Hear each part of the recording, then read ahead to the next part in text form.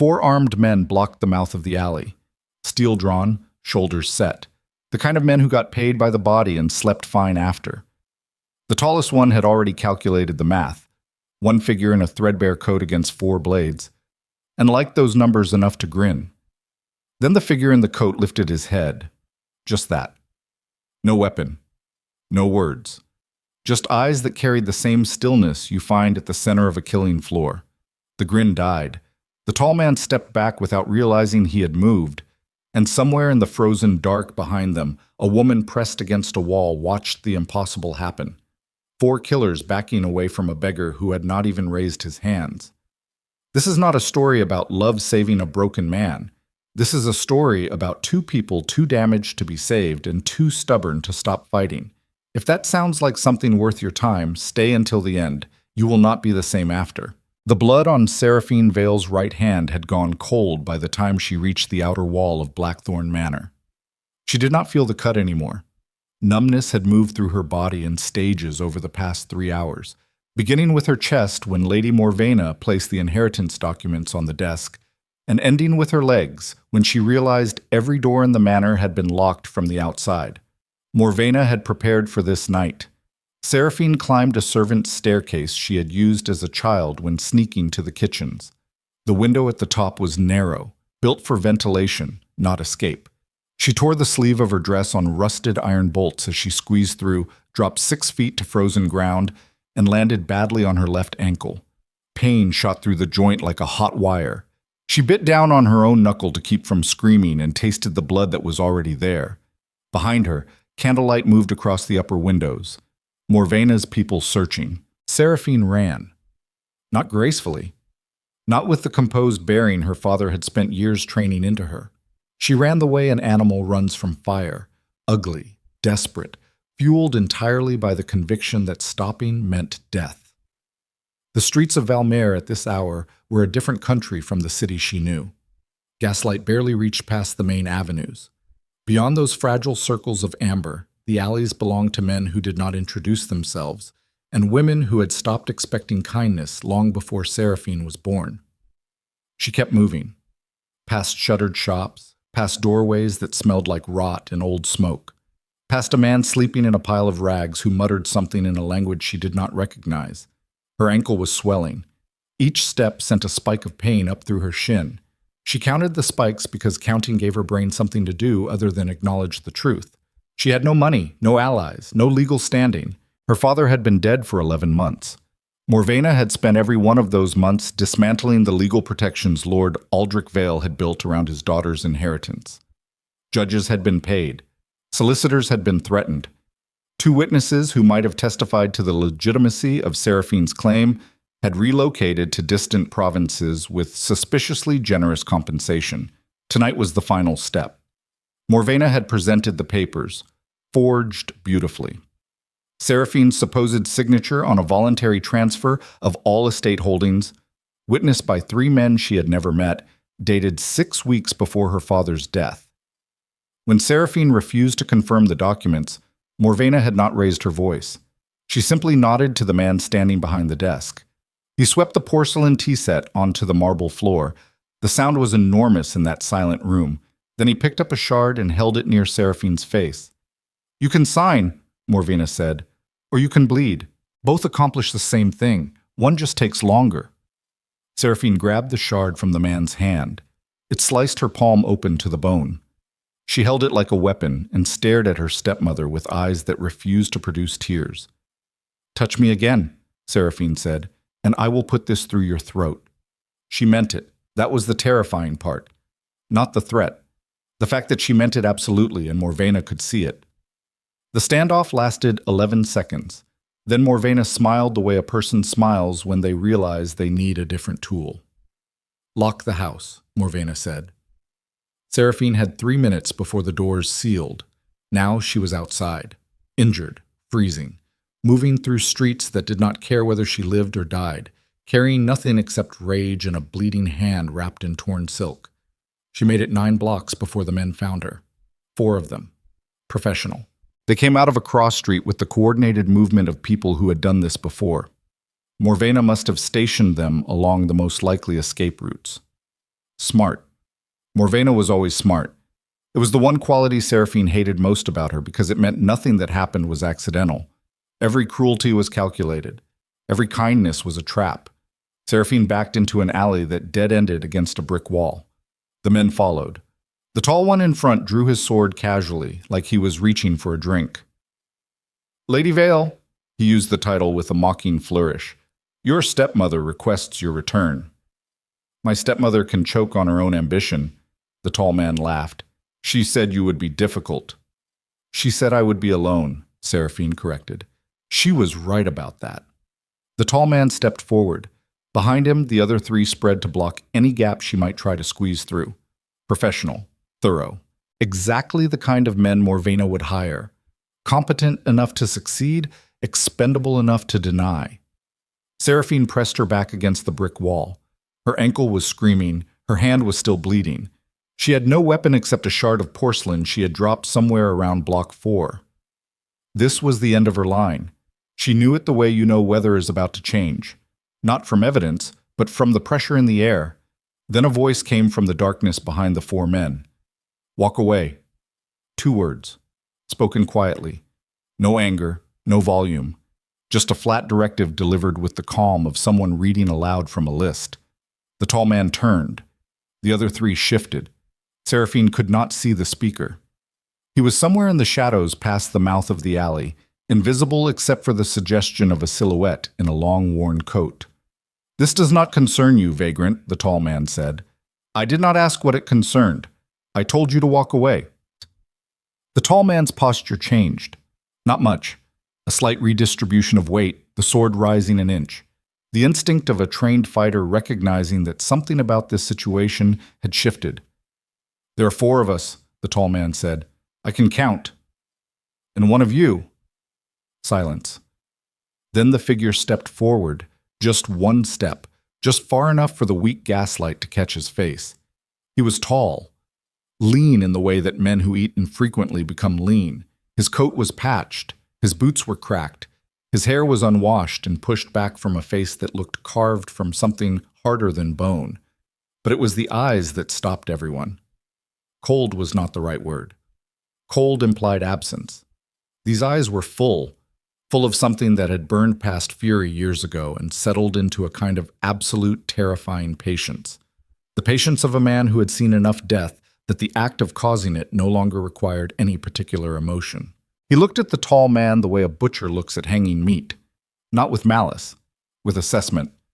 The tall man took a step backward. He did not decide to do this. His body decided for him.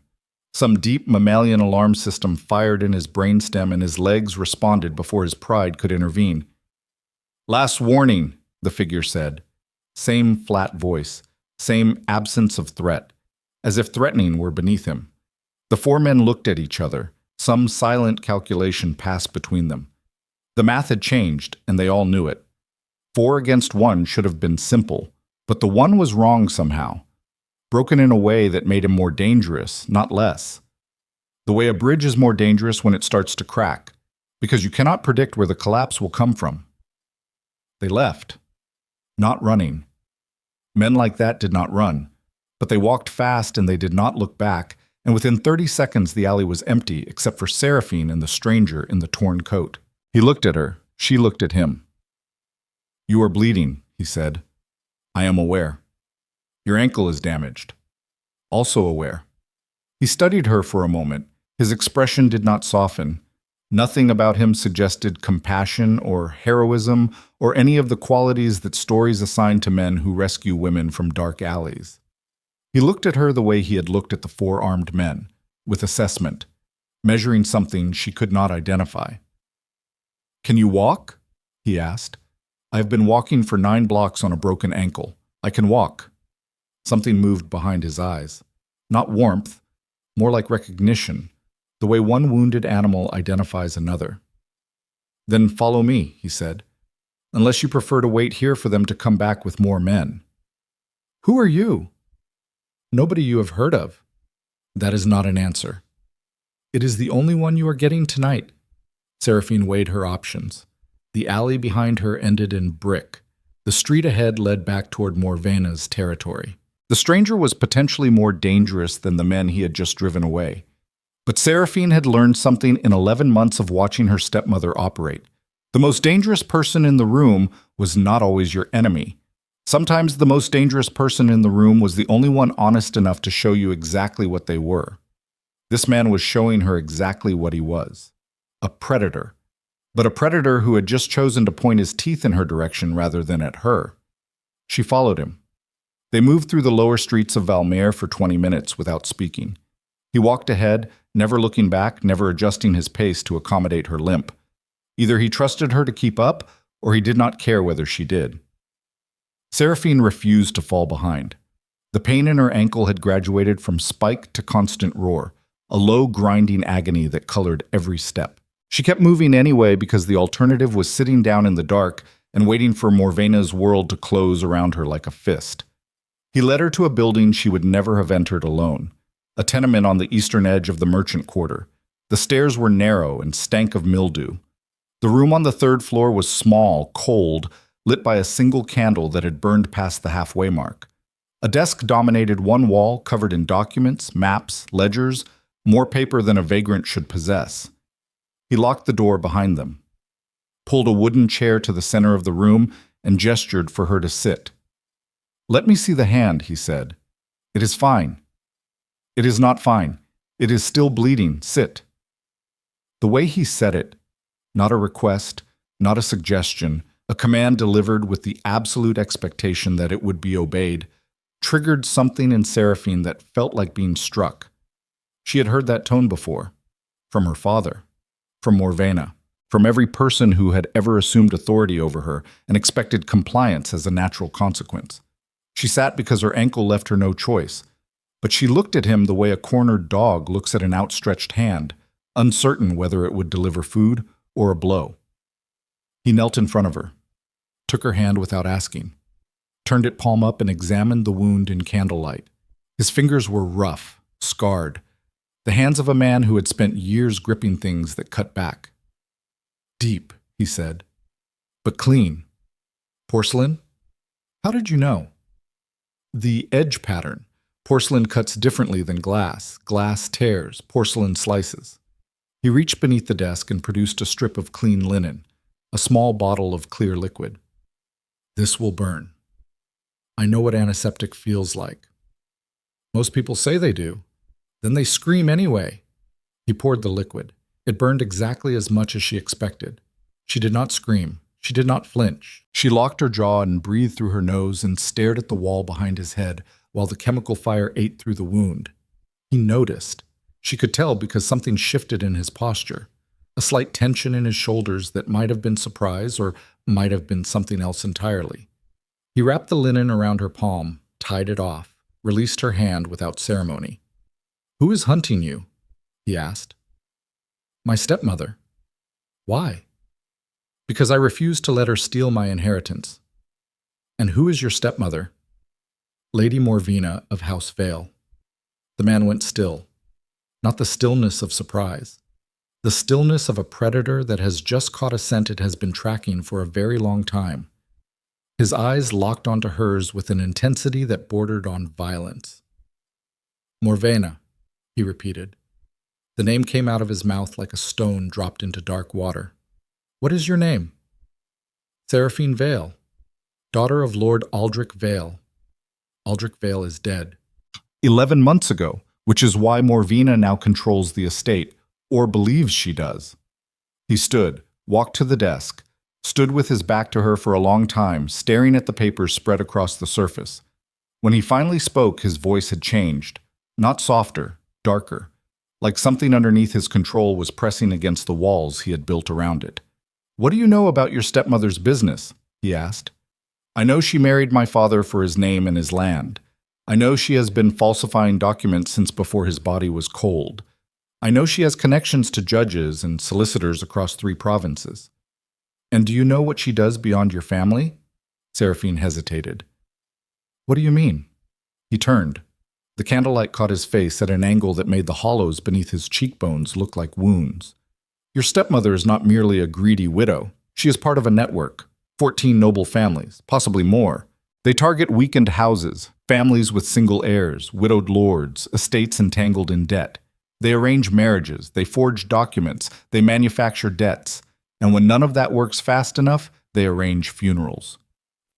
The temperature in the room dropped, not literally, but something in Seraphine's chest contracted as though cold water had been poured directly into her rib cage. "Funerals," she said. "Your father's death. Was it sudden?" "He had been ill for—" She stopped. The word caught in her throat like a fishhook. She had told herself for 11 months that her father had died of illness, a wasting sickness. The doctors had confirmed it. The certificates had been signed, but the doctors were Morvena's doctors, and the certificates were signed by men on Morvena's payroll. "Say it," the stranger said.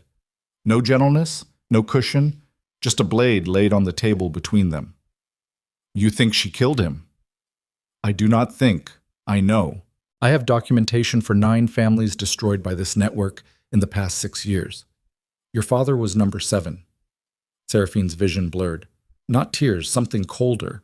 A recalibration of everything she had believed about the past year of her life. Every kindness Morvena had shown her father during his illness. Every cup of broth personally delivered. Every concerned look performed for the household staff. Poison served with a loving hand. "Who are you?" Seraphine asked again. Her voice was different now. The survival mode sharpness was gone. In its place was something raw and old and furious. The voice of a woman who has just discovered that grief is only the beginning of the wound. The stranger looked at her for a long time. Then he reached into the collar of his shirt and pulled out a chain. On it hung a ring, heavy, gold, stamped with a crest that even in candlelight was unmistakable. The crowned hawk of House Veyne. Seraphine stopped breathing. "My name," he said, "is Caedric Veyne, Duke of the Northern Dominion, and I have been hunting your stepmother for 3 years." The words landed in the room like bodies hitting stone. Seraphine stared at the ring, then at the man, then back at the ring. Duke Caedric Veyne, the name that made kings nervous and lesser nobles stammer through their wine. The man who had vanished from court nearly a year ago, whose absence had generated more rumors than his presence ever had. Dead, some whispered. Exiled, others claimed. Gone mad, the bravest suggested, though never within earshot of anyone loyal to House Veyne. He was none of those things. He was standing in a freezing tenement in the worst quarter of Valmere, dressed in a coat that smelled like rain and old leather, and he had just bandaged her hand with the efficiency of a man who had treated wounds before. Many wounds, including his own. "You disappeared," Seraphine said. "I went underground. There's a difference. The entire kingdom thinks you are dead. The entire kingdom thinks what I need them to think." She looked around the room with new eyes. The papers on the desk were not the ramblings of a vagrant. They were intelligence, maps of noble estates, family trees with dates of death circled in red ink, financial records showing transfers between accounts that should never have been connected. Names she recognized. Names that had attended her father's funeral and pressed her hand with sympathy and told her that time would heal. 3 years, she said. "You have been doing this for 3 years. Longer. 3 years specifically on Morvena's network. Before that, I was cleaning out my own house." He said cleaning out the way a surgeon says excising. Clinical. Necessary. Unpleasant. "And what have 3 years given you? Evidence? Connections? 14 families destroyed, 9 proven, 5 more suspected. And a web that leads to places I have not yet been able to reach, because the people at the center are protected by layers of purchased loyalty and institutional silence. And Morvena? Morvena is not the center. She is a lieutenant, effective, ruthless, but she answers to someone. I have not yet determined who. Seraphine leaned back in the chair. Her ankle throbbed. Her hand burned beneath the linen. Her entire body was a catalogue of damage, and yet something inside her was waking up. Something that had been dormant for 11 months, buried beneath grief and legal battles, and the slow, grinding exhaustion of fighting an enemy who held every advantage. Rage. Not the hot, blinding kind, the kind that settles into your bones like cold iron, the kind that does not fade because it is not fueled by emotion. It is fueled by fact. "My father," she said. "You said he was number 7. Lord Caedric Veyne, 53 years old, healthy until approximately 14 months before his death, when he began showing symptoms consistent with gradual arsenic exposure. His personal physician was replaced 8 months before the first symptoms by a doctor named Renaud, who has since appeared in connection with 4 other deaths in the network." Seraphine's hands were shaking. She pressed them flat against her thighs and held them there by force. "You have proof of this." "Documented, cross-referenced, insufficient for public prosecution because every judge in this province is either paid or frightened, but enough to destroy Morvena's credibility if presented to the right audience at the right time." "Then why have you not presented it?" Caedric looked at her with an expression she would come to know well. The exhausted patience of a man who has been fighting a war that no one else can see. "Because destroying Morvena is not enough. She will be replaced.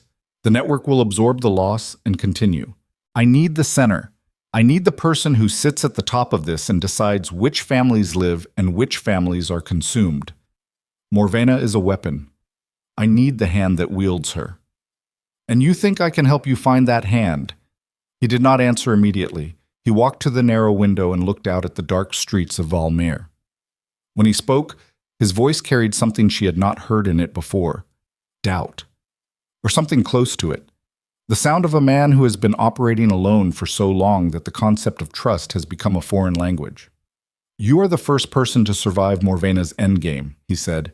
"Every other heir she has targeted is either dead, displaced, or broken beyond usefulness.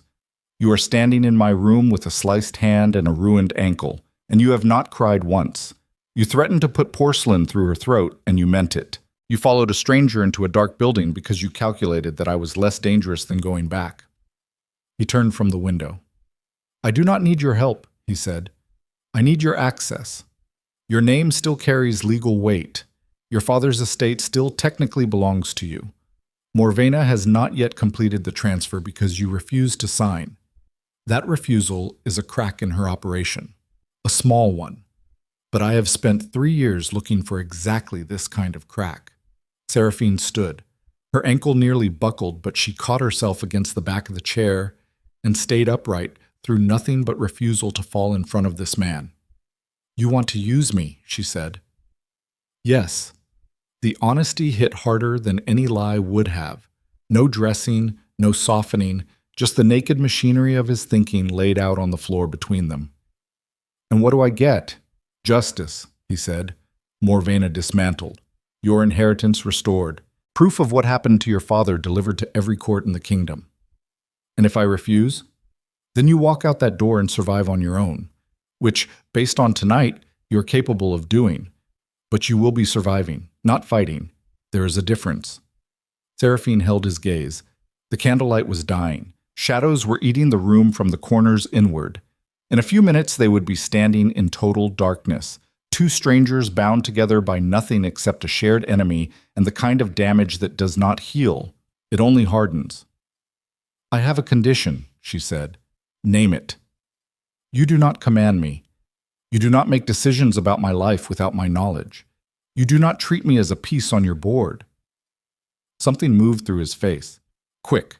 Gone before she could read it. But the silence that followed lasted 5 full seconds. And when Caedric Veyne finally spoke, his voice carried the ghost of something that might have been respect. "Agreed. Then we work together." He nodded once. The candle guttered, flared, and held. Outside, Valmere slept beneath a sky that promised nothing. Somewhere in the upper districts, Lady Morvena sat in the study of Blackthorn Manor and reviewed her plans with the satisfaction of a woman who believed she had won. She had the documents, she had the judges, she had the estate. What she did not have was the knowledge that her stepdaughter was alive, unhurt, and sitting across a desk from the one man in the kingdom who had spent 3 years building the instrument of her destruction.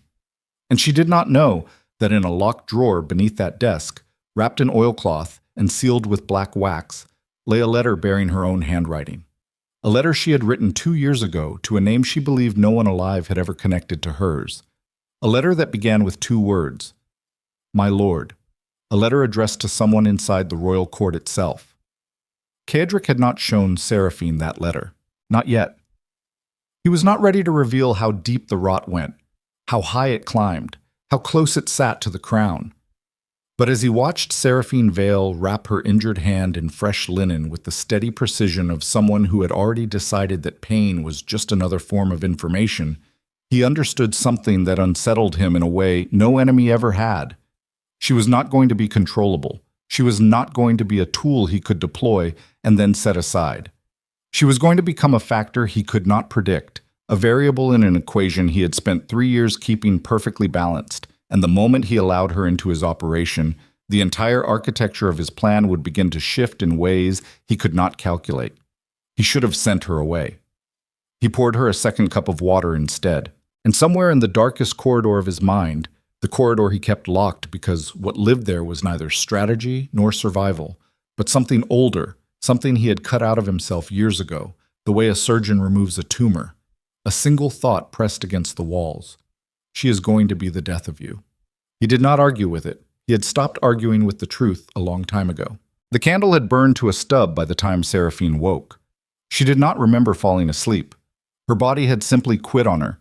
One moment she was sitting upright in the wooden chair reviewing a map of provincial trade routes, and the next she was opening her eyes to gray light leaking through a window caked with grime and the sound of someone sharpening a blade. Caedric sat on the floor against the far wall, running a whetstone along a short knife with the mechanical rhythm of a man who had performed this action 10,000 times. He did not look up when she stirred. The scraping sound filled the room like a pulse. Seraphine's ankle had swollen overnight into something grotesque. The skin around the joint was the color of a bruise that had not yet decided how deep it wanted to go. Her bandaged hand throbbed in time with her heartbeat. Every muscle in her body ached from sleeping upright in a chair designed for punishment, not rest. She watched him work the blade for 30 seconds before speaking. "How long was I out?" 4 hours. "You did not sleep." "No." "When did you last sleep?" The whetstone paused, resumed. "That is not information you need." Seraphine pulled herself upright. The chair groaned beneath her.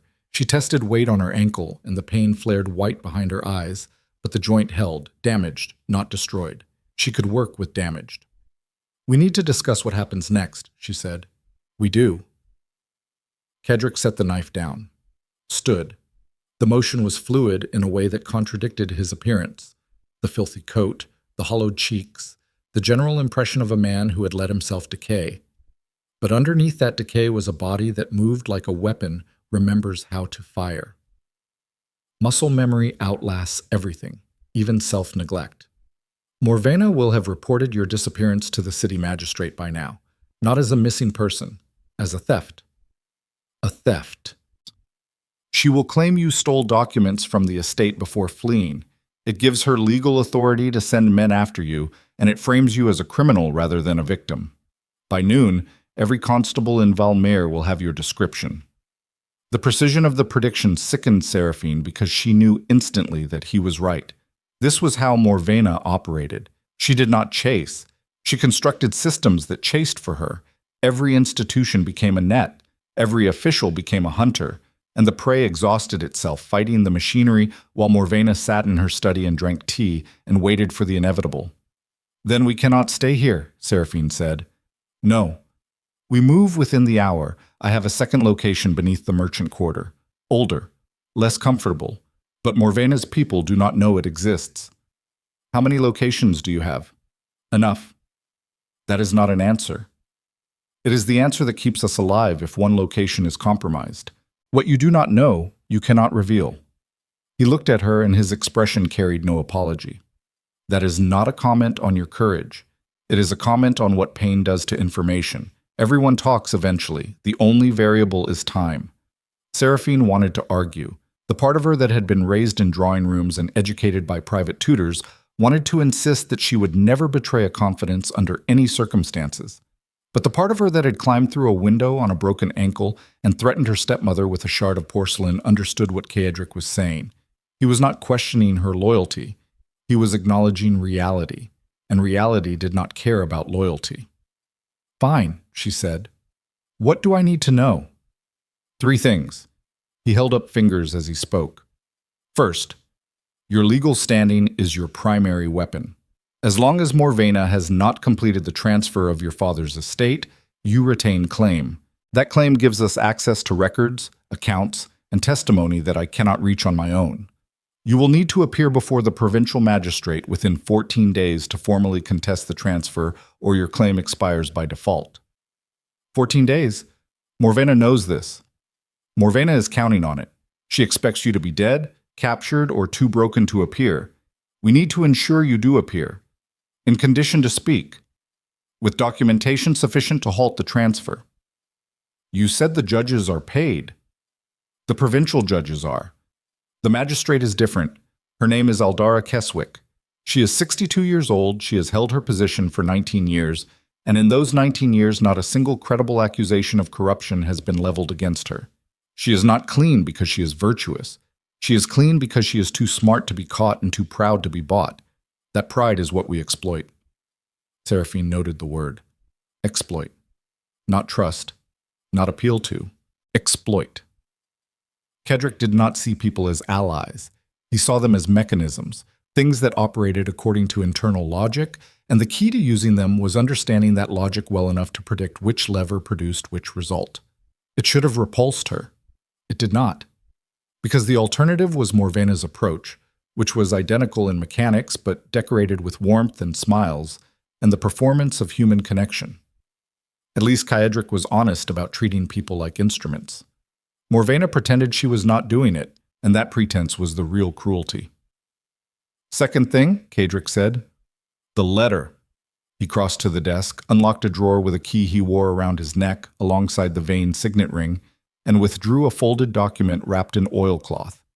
He set it on the desk, but did not open it. Last night I told you Morvena answers to someone. This letter is the closest I have come to identifying that person.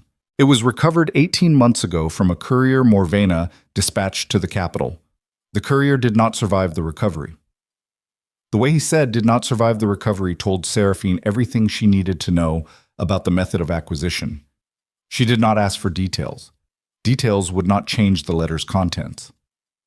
It is addressed to someone Morvena refers to as my lord, Caedric continued. No name, no title, no house.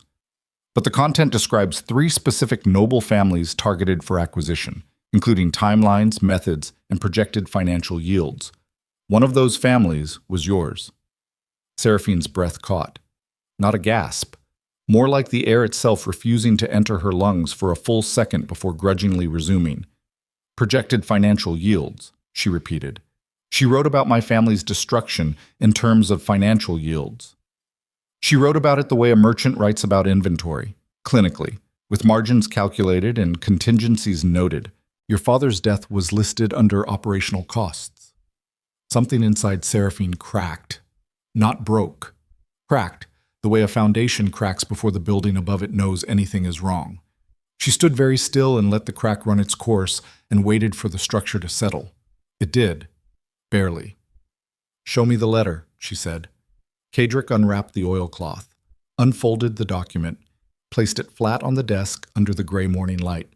Seraphine read it twice. The handwriting was Morvena's. She had seen it on enough household ledgers and correspondence to recognize the precise slanted script. The content was exactly as Caedric had described, clinical, organized. 3 families broken down into assets, liabilities, and timelines for acquisition. Her family occupied the middle section.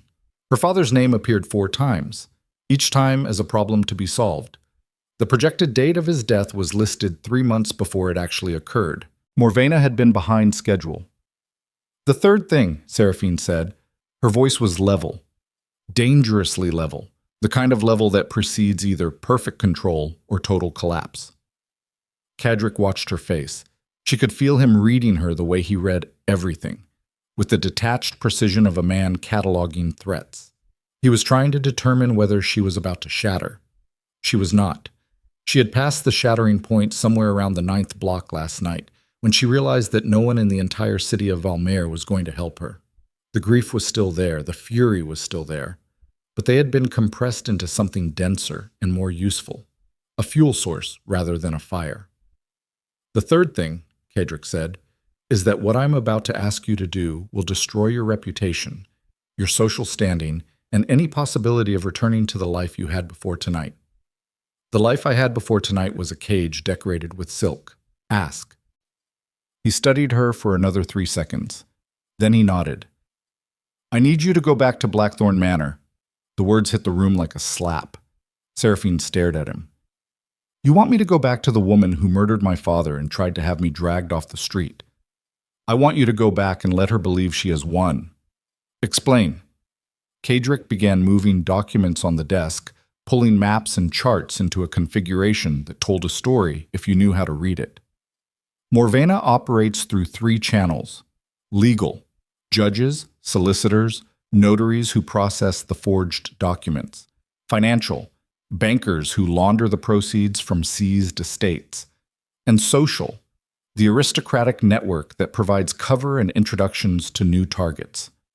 I have spent 3 years documenting the legal and financial channels. What I cannot penetrate is the social layer, the introductions, the private dinners, the conversations that happen in drawing rooms after the servants have been dismissed. Because you are a duke living in a tenement. Because I am a man. The social layer of this network operates almost entirely through women, wives, widows, stepmothers. They are the ones who identify vulnerable families, establish relationships, and position themselves for acquisition. A man asking questions at those events would be noticed. A woman, particularly a woman Morvena believes she has broken, would be invisible. Seraphine understood. She hated the understanding, but she could not deny the logic. Morvena's world was built on performance. Every interaction was theater, and the most effective actor in that theater was someone the audience had already dismissed as irrelevant, a stepdaughter who came crawling home, beaten, compliant, ready to sign. You want me to perform surrender, Seraphine said. I want you to become the version of yourself that Morvena expects. The frightened girl who ran realized the world was too cold and too hard and came back because she had no other choice. You sign the documents. You accept a diminished role in the household. You become quiet, obedient, grateful for whatever scraps Morvena offers. And while I perform this submission, I gather intelligence. Names, dates, the conversations that happen after the doors close, the visitors who arrive without being announced, the letters that are delivered by hand rather than through the post, everything that the social layer does to identify and destroy families. For how long? As long as it takes to identify the person at the center, the one Morvena calls my lord. Seraphine looked at the letter on the desk, at her father's name written in Morvena's hand like an entry in a merchant's ledger, at the projected date of his death, listed with the dispassion of a shipping schedule. She thought about what Caedric was asking, not just the practical danger, living under the roof of the woman who had killed her father, performing compliance while gathering evidence, knowing that a single mistake would result in her death, made to look like an accident or a suicide. That was terrifying, but terror was manageable. She had managed it last night. What was harder was the psychological cost. Returning to that house meant facing Morvena every morning across a breakfast table and smiling. It meant accepting insults without flinching.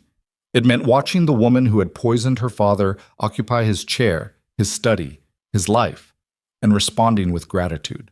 It meant becoming someone she was not, someone small, someone defeated, someone willing to trade dignity for safety.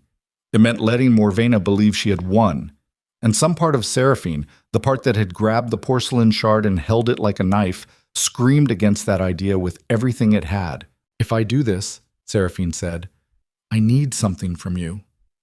Name it. When the time comes, when you have enough evidence, when you move against Morvena and whoever sits above her. I am not a witness who testifies and then disappears. I am there, in the room. When she understands that everything she built was dismantled from inside her own house by the stepdaughter she thought she had crushed. Caedric looked at her for a long time. The gray light had shifted. Morning was establishing itself over Valmere with the reluctant certainty of a season that does not want to arrive. You understand what you are asking, he said. I am asking to be present when justice is delivered. You are asking for revenge. I am asking for both. They are not mutually exclusive. Something changed in his face, not a softening. Caedric Veyne did not soften, but a reconfiguration. the way a map changes when you add a new territory. He was adjusting his understanding of her. She could see it happening in real time, the calculation running behind those cold, patient eyes. She was no longer an asset to be deployed. She was a variable with her own trajectory, and that trajectory was aimed at the same target as his, but propelled by a different fuel. His fuel was strategy. Hers was grief that had learned to dress itself in patience. "Agreed," he said. They spent the next 2 hours preparing. Caedric provided details that would make her return to Blackthorn Manor convincing, the specific language of capitulation that Morvena would expect, the body language of a woman who had tried to resist and failed, the precise amount of defiance to retain so that the surrender appeared authentic rather than performed. Too much compliance would trigger suspicion. Too little would provoke punishment. The line between was razor thin. "Morvena is intelligent," Caedric said. "Do not underestimate her capacity to detect deception. She has survived this long because she reads people the way others read books. Every micro-expression, every hesitation, every word chosen slightly wrong. I know how she reads people. I have lived with her for 6 years. Living with someone and deceiving someone are different skills. I have been deceiving her since the day she married my father. She never knew I hated her. She believed I accepted her because I smiled and called her mother and helped her choose fabrics for the dining room curtains. 6 years of performance. I am better at this than you think." Caedric paused. The whetstone in his hand went still. "You have been acting since you were 16 years old," he said. "I have been surviving since I was 16 years old. Acting was just the method."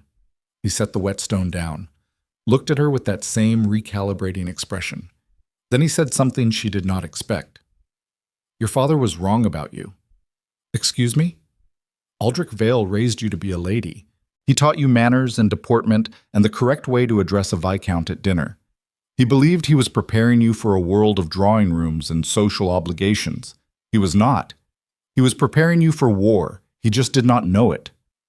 Seraphine felt the crack inside her shift again, widen, but not in the direction of collapse, in the direction of something harder, something load-bearing. "My father was a good man," she said. "Good men die because they assume the world operates by the same rules they follow. Your father trusted Morvena because she performed trustworthiness. He did not consider the possibility that the performance was the weapon. And you? Do you trust anyone?" The question sat between them like an open wound. Caedric did not answer it. He picked up the whetstone and resumed sharpening the knife. The scraping sound returned, filling the silence with a rhythm that was its own kind of answer. They left the tenement separately. Caedric first, moving through the streets with the practiced invisibility of a man who had spent a year being no one. Seraphine followed 20 minutes later, limping on an ankle she had wrapped tightly enough to function but not tightly enough to forget. The streets of Valmere were waking. Merchants opened shutters. Carts moved through the main avenues with the tired persistence of commerce that does not pause for anyone's personal catastrophe. The city did not know or care that Seraphine Vale was walking back toward the woman who had murdered her father. The city had its own concerns. She reached Blackthorn Manor at 9:30. The front gates were open. 2 of Morvena's men stood at the entrance, not searching, just watching. The posture of men who had been told to wait for something they expected to arrive. Seraphine stopped 20 feet from the gate. Her ankle sent a fresh wave of pain up through her leg. Her bandaged hand ached beneath the torn silk she had rewrapped around it to conceal Caedric's cleaner dressing. She was filthy, exhausted. Her dress was ripped and stained with blood and alley grime. She looked exactly like a woman who had run and failed. The guards spotted her. One nudged the other. They exchanged a look, the satisfied look of men who have won a bet. Seraphine straightened her spine. Not all the way. She left a curve in it, a suggestion of defeat, enough to be visible from a distance. Then she walked through the gate. Morvena was waiting in the morning room. Tea service laid out, fresh flowers on the table. The porcelain had been replaced overnight. A new set, identical to the one that had been smashed on the floor 8 hours ago. The shards had been swept away. The blood had been cleaned. Every trace of the night's violence erased with the thoroughness of a woman who understood that evidence was just another form of vulnerability. She looked up when Seraphine entered. Her expression carried precisely the right amount of concern, enough to appear human, not enough to suggest genuine emotion. Seraphine, she set down her teacup. Darling, we have been worried sick. Seraphine stood in the doorway. She allowed her shoulders to drop 2 inches. She allowed her eyes to lower. She allowed one single breath to escape her lips with the shudder of someone who has spent the night crying and has nothing left. I want to sign the papers, Seraphine said. Morvena's face did not change, but something behind her eyes flickered, the quick, bright flare of triumph that she had learned to mask before it reached her mouth. She was good. Seraphine had to give her that. The mask was nearly perfect. Nearly. Sit down, darling. Have some tea. You look dreadful.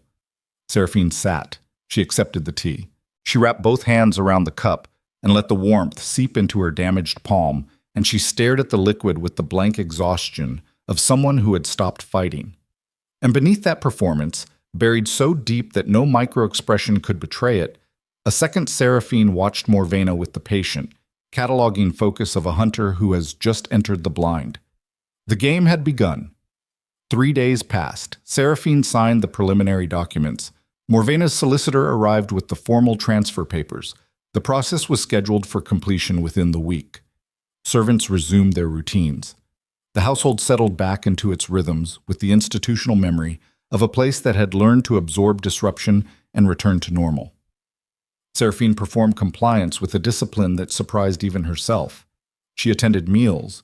She responded to Morvena's inquiries with appropriate brevity. She spent her afternoons in the library, reading books she did not care about, occupying the posture of a woman who had accepted irrelevance. And every night, after the house went dark and Morvena's door closed and the servants retreated to their quarters, Seraphine moved. She had discovered 3 things in 3 days. First, Morvena received a visitor every Tuesday evening, a man who arrived through the service entrance and left before midnight. Seraphine had not yet seen his face. She had heard his voice through a wall, deep, measured, the voice of someone accustomed to being obeyed.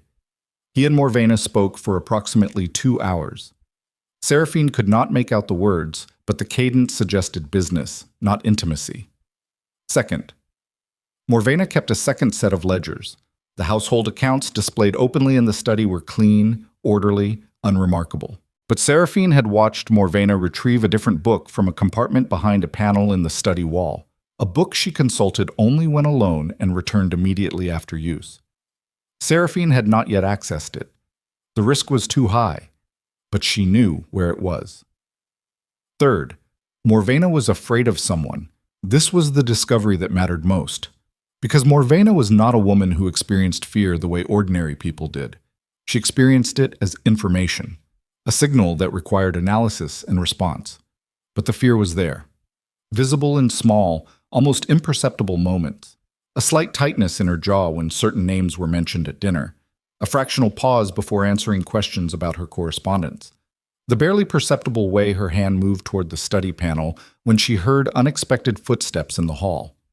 Whatever sat above Morvena in this network, she did not serve it willingly. She served it because the alternative was worse. On the 4th night, Seraphine slipped a folded note beneath the loose stone in the garden wall where Caedric had told her to leave messages.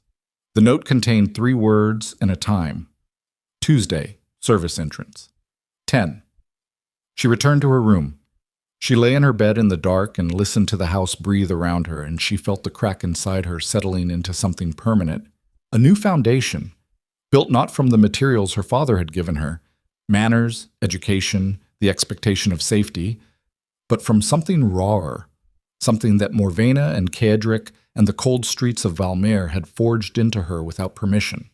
The understanding that survival is not a state, it is a practice. Something you do every single day with the full knowledge that the day you stop practicing is the day you disappear.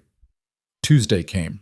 The visitor arrived at the service entrance at 9:45. Seraphine was already positioned in the linen closet adjacent to Morvena's study, pressed against shelves of folded sheets, breathing through her mouth to keep silent.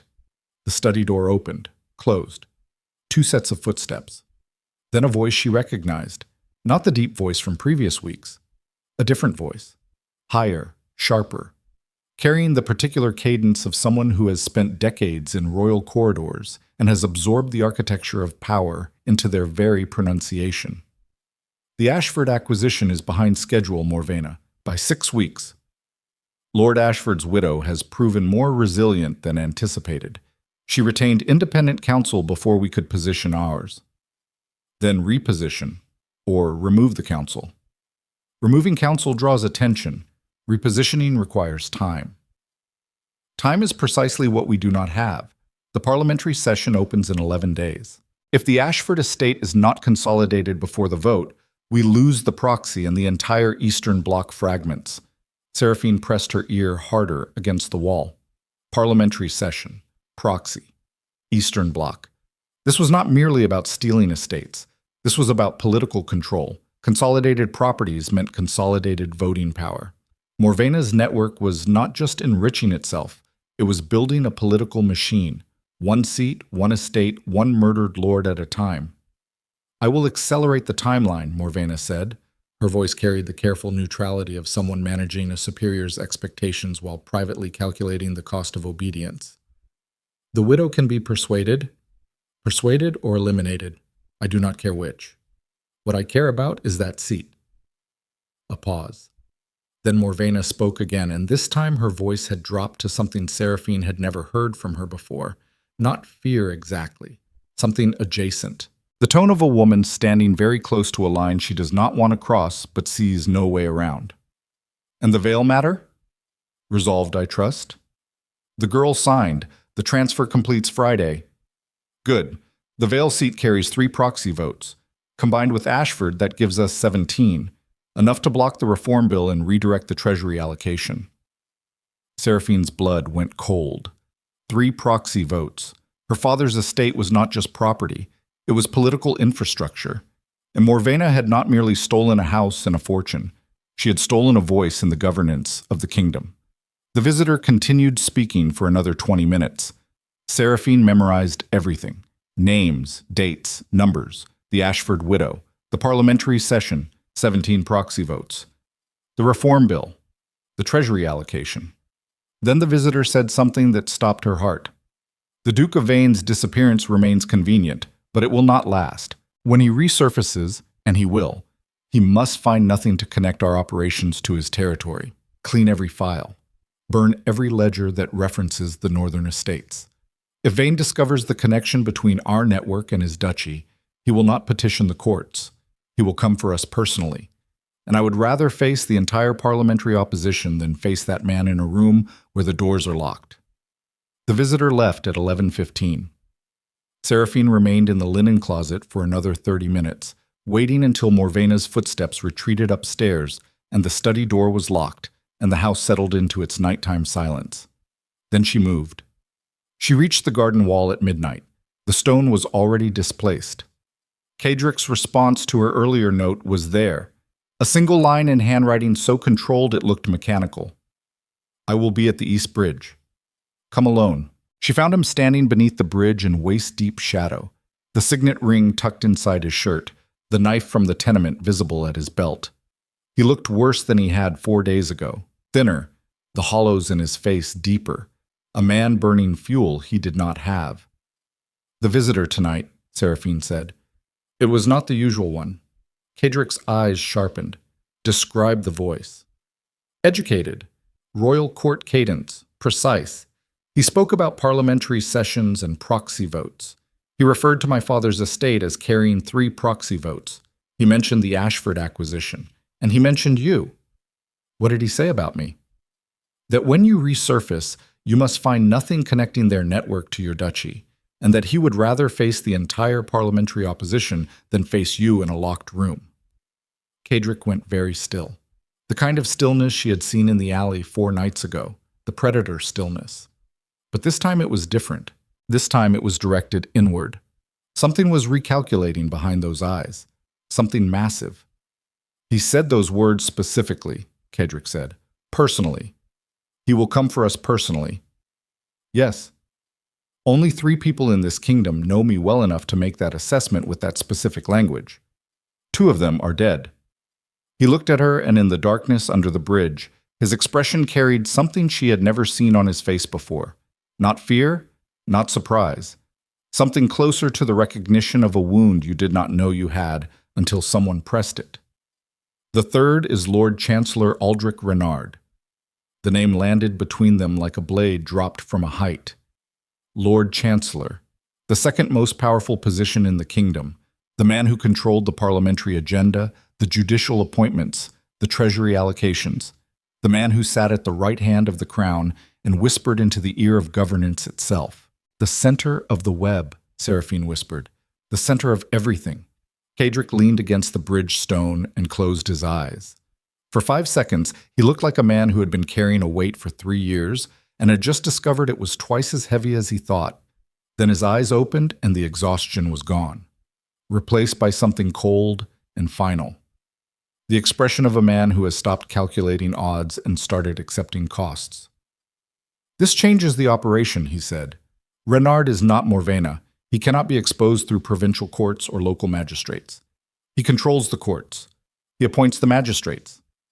Any legal challenge will be buried before it reaches daylight. Then how? The Royal Winter Assembly, 4 months from now. Every noble house in the kingdom attends. The king presides. The Lord Chancellor stands beside the throne.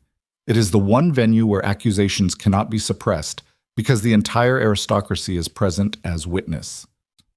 You want to expose Renard at the Winter Assembly. I want to burn his empire to the ground in front of every person who helped him build it. Seraphine looked at the man standing in shadow beneath a stone bridge, holding a knife and wearing a duke's ring on a chain around his neck, and she understood with absolute clarity that there was no path back from this moment. Not for him, not for her.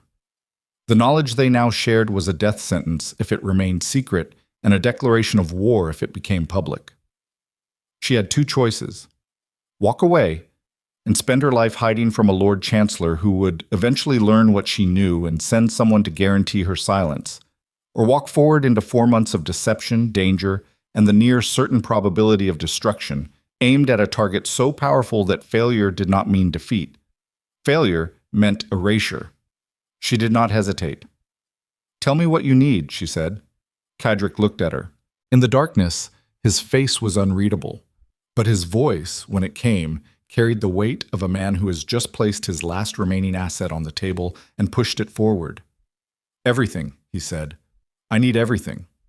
Above them, the city of Valmere slept beneath a sky that offered no stars, and in the study of Blackthorn Manor, behind a panel in the wall, a second ledger sat in darkness, holding the names of every family that Lord Chancellor Aldrich Renard had ordered destroyed, a ledger that Seraphine now knew existed, that Caedric now knew she could reach, and that Renard did not yet know was the instrument of his annihilation. The clock had started. 4 months to the Winter Assembly, 4 months to gather enough evidence to destroy the second most powerful man in the kingdom. 4 months during which Seraphine would sleep under the roof of the woman who had murdered her father, performing obedience while stealing the weapons that would end everything Morvena had built. And somewhere in the cold mathematics of Caedric Veyne's operational mind, a calculation was running that he could not resolve. Because every version of the plan that maximized Seraphine's safety reduced the probability of success, and every version that maximized success required placing her in exactly the kind of danger that made his hands close into fists and his jaw lock and his breathing change in ways that had nothing to do with strategy. He told himself it was asset protection, the rational preservation of an irreplaceable intelligence source. He knew it was a lie, and lies, in Caedric Veyne's experience, were the one thing that always detonated at the worst possible moment. 7 weeks into the operation, Seraphine found the second ledger. It happened on a Wednesday, 40 minutes past midnight, while Morvena attended a private dinner at Lord Pemberton's estate on the far side of Valmere. The servants had retired early. The house was breathing that particular silence it only achieved when its mistress was absent, deeper, looser, as though the walls themselves unclenched. Seraphine had memorized the location. The panel in the study wall sat behind a portrait of a man she did not recognize, hung at a height that required reaching above the frame to access the latch.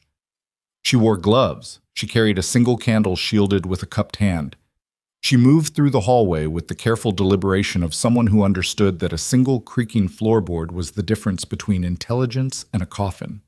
The latch gave with a click so small it was almost a vibration rather than a sound. The compartment behind the panel was shallow, barely wider than a hand.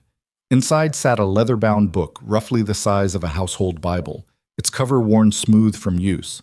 She took it to the desk, opened it, and for the next 90 minutes she transcribed every page into a coded shorthand Caedric had taught her during their second meeting beneath the East Bridge. The ledger was a masterwork of organized destruction, 14 families cataloged across 47 pages. Each entry contained the family name, estimated total assets, legal vulnerabilities, names of compromised officials assigned to the acquisition, projected timeline for seizure, and a final column labeled simply Status. Most entries in the status column read Complete. 3 read Active. 1 read Pending Review. The active entries included Lady Ashford, a family named Greenvale that Seraphine had never heard of, and a new target, House Marin, a minor barony controlling 2 parliamentary seats in the western provinces. But it was the final page that broke something inside her, a list of names under a heading written in Morvena's precise script. The heading read Council. Beneath it, 11 names, 11 men and women who sat at the top of this network and directed its operations. Morvena's name was 4th. Lord Chancellor Renard's name was 1st. Second on the list was a name Seraphine recognized with the force of a physical blow. Lord Caedric Veyne, Caedric's cousin. She stared at the name until the letters stopped looking like letters and became just marks on paper. Then she copied it into her shorthand with steady hands and a heartbeat that felt like it was trying to escape through the walls of her chest. She returned the ledger to its compartment, replaced the panel, straightened the portrait, left the study with every surface exactly as she had found it. Then she went to her room and sat on the edge of her bed in the dark and felt the architecture of Caedric's operation shift beneath her like a bridge losing its central pillar. Caedric's cousin was inside the network, not at the periphery. Second on the list, directly beneath the Lord Chancellor. Either Caedric knew and had not told her, or Caedric did not know. And the man he shared blood with had been quietly feeding information about him to the people he was trying to destroy. Both possibilities were catastrophic. The first meant Caedric was withholding critical intelligence from her, which meant the terms of their agreement were already violated, and every calculation she had made about trust was built on contaminated data. The second meant the operation was compromised at its foundation because Caedric Veyne had access to Caedric's history, his habits, his psychology, the intimate knowledge that only family possesses and only family can weaponize. She did not sleep. At dawn she dressed, attended breakfast, and performed compliance with a precision that had become almost involuntary. Morvena returned from the dinner flushed with whatever victories the previous evening had provided, and spent the morning in the study making correspondence Seraphine could not overhear. At noon, Seraphine walked to the garden wall, left the coded pages beneath the loose stone with a single additional note in plain text. We need to meet. Tonight. The usual place. There is something about your family you need to see. She spent the afternoon in the library turning pages she did not read. The words moved past her eyes like water. All she could think about was the name on the list and the expression Caedric's face would wear when he read it, and whether that expression would be shock or confirmation.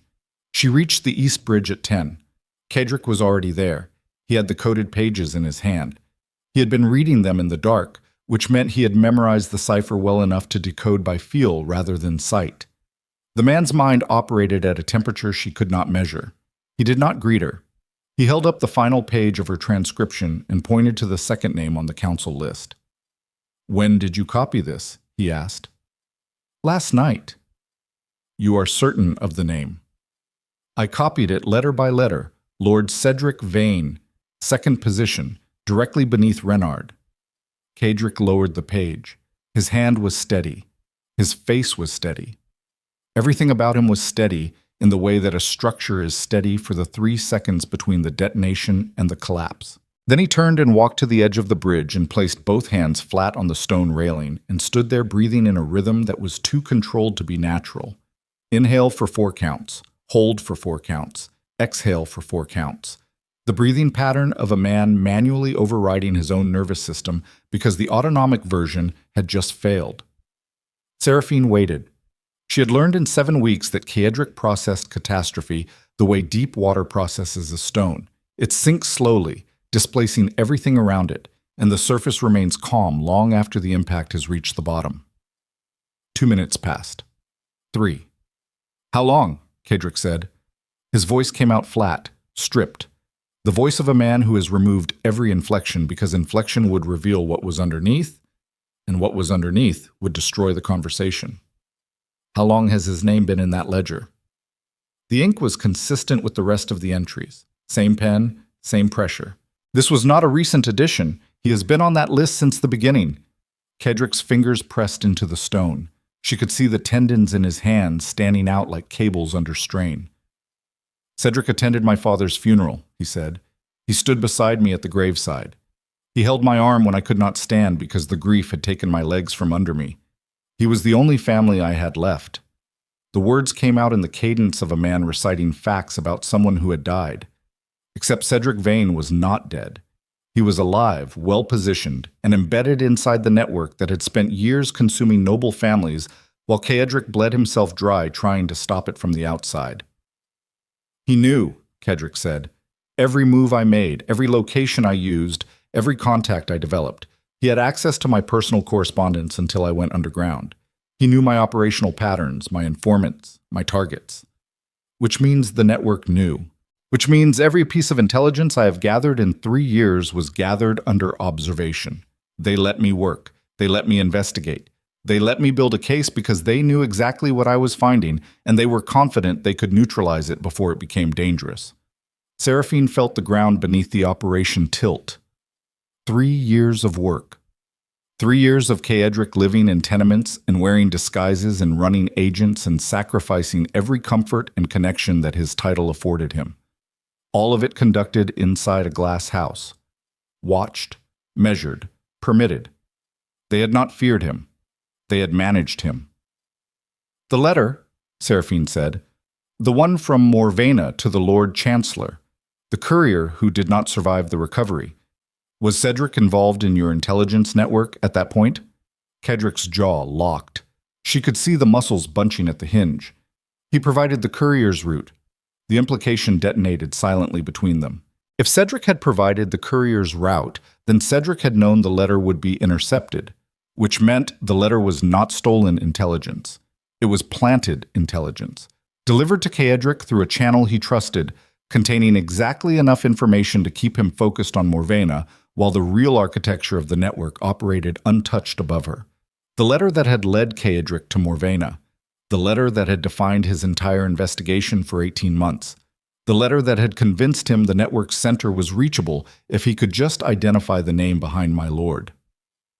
Bait. They fed me Morvena, Caedric said. The realization moved through his voice like a fracture spreading through ice. She was never the target I was supposed to reach. She was the target they wanted me to find. Keep the Duke busy. Keep him chasing a lieutenant while the generals operated in plain sight. Morvena is still guilty. The evidence against her is real. The evidence against her is real because they need her to be expendable. If I ever got close enough to cause damage, they could sacrifice Morvena, let me claim victory, and continue without interruption. She is a firewall, a controlled loss. Seraphine watched him process this. The speed was terrifying. Where most people would still be reeling from the emotional betrayal, Caedric had already moved past the wound and into the structural implications. He was disassembling his own operation in real time, identifying every point where Cedric's access had corrupted the intelligence, every conclusion that now had to be re-examined, every assumption that had been quietly shaped by a man he had trusted with the specificity that only blood relatives inspire. This was what betrayal did to someone like Caedric. It did not break his heart. It broke his machine. And his machine was all he had left. The Winter Assembly plan, Seraphine said. Is it compromised? If Cedric is aware of my intention to expose Renard at the Assembly, then the plan is not merely compromised. It is a trap. They will be waiting. They will have countermeasures prepared. Legal, political, possibly physical. Does Cedric know about the Winter Assembly plan? Caedric closed his eyes. The breathing pattern returned.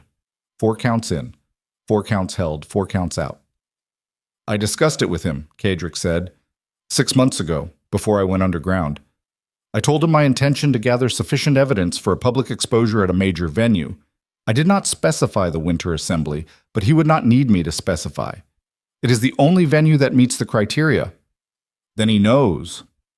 Then he knows. Silence. The river beneath the bridge moved with the indifferent persistence of water that has been flowing since before either of them was born and would continue flowing long after both of them were dust. The sound should have been soothing. It was not. It was the sound of time continuing to pass while the walls closed in. "We need to change everything," Seraphine said. "We need to change more than everything.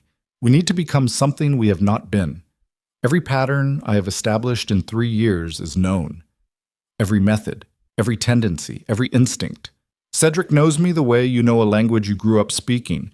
He can predict my decisions before I make them because he understands the machinery that produces them." "Then break the machinery." Caedric looked at her. In the darkness beneath the bridge, his eyes caught the faintest reflection from the river, 2 points of light in a face that had gone hollow with the kind of exhaustion that sleep cannot fix. "What I have been doing for 3 years is hunting," he said. "Patient, methodical, systematic, gathering evidence, building a case, operating within the logic of exposure and accountability. That is the approach Caedric expects. That is the approach Renard has planned against. Every defense they have constructed is designed to counter a man who fights with documents and testimony and legal procedure. And you are suggesting you stop fighting that way. I am suggesting that the version of me they have been watching for 3 years is the version they know how to defeat, calculated, strategic, controlled, a man who believes that truth, properly assembled and publicly delivered, is sufficient to bring down corrupt power." He paused. The river filled the silence. "It is not sufficient," he said. "It was never sufficient. I told myself it was because the alternative was becoming something I swore I would never become. But Caedric's betrayal has eliminated the luxury of that oath." Seraphine understood what he was saying. She understood it with a clarity that felt like being cut, clean and precise and arriving before the pain. Caedric had spent 3 years building a legal case because building a legal case allowed him to remain the person he wanted to be. A duke who fought corruption through institutions. A man who believed in systems even as those systems were being manipulated around him. The investigation was not just strategy. It was identity. It was the wall between the man he chose to be and the man he was capable of becoming. Caedric's betrayal had not merely destroyed the operation. It had destroyed the justification for restraint. "What are you saying?" Seraphine asked. Not because she did not understand, because she needed him to say it out loud, so that the weight of it was shared rather than carried alone. Caedric turned from the railing. He faced her full on, and in the shift of his posture she saw something she had only glimpsed once before. In the alley, when 4 armed men had backed away from him without a blade being drawn. The thing that lived beneath the strategy, beneath the patience, beneath the 3 years of careful, methodical, controllable investigation. Something that was none of those things. "Renard has built a defense against the Duke who gathers evidence," Caedric said. "He has not built a defense against the Duke who stops gathering evidence and starts dismantling the people who made it necessary. That is a different kind of war. Yes. One you cannot come back from." "No." Seraphine looked at him for a long time. The river talked beneath them. The city above them slept in the comfortable ignorance of people who would never know how close the structures that governed their lives were to violent restructuring. "Your cousin betrayed you," she said. "The man who held your arm at your father's grave sold your operation to the people you were trying to destroy. That is not a strategic failure, Caedric. That is a wound. And wounded men make decisions that feel like clarity but are actually bleeding." "You think I am acting from emotion. I think you are standing under a bridge in the middle of the night telling me you want to abandon 3 years of work and become something dangerous because the one person you trusted turned out to be a weapon aimed at your back. I think that is the most human thing you have done since I met you. And I think if you make this decision tonight, from this place, with this pain, you will regret it." Caedric's expression did not change, but something behind it shifted. A door that had been swinging open paused. "What do you propose?" he asked. "I propose that we do not destroy the plan. We rebuild it from the inside. Caedric expects the version of you that hunts patiently. Renard expects the version of you that fights with documents.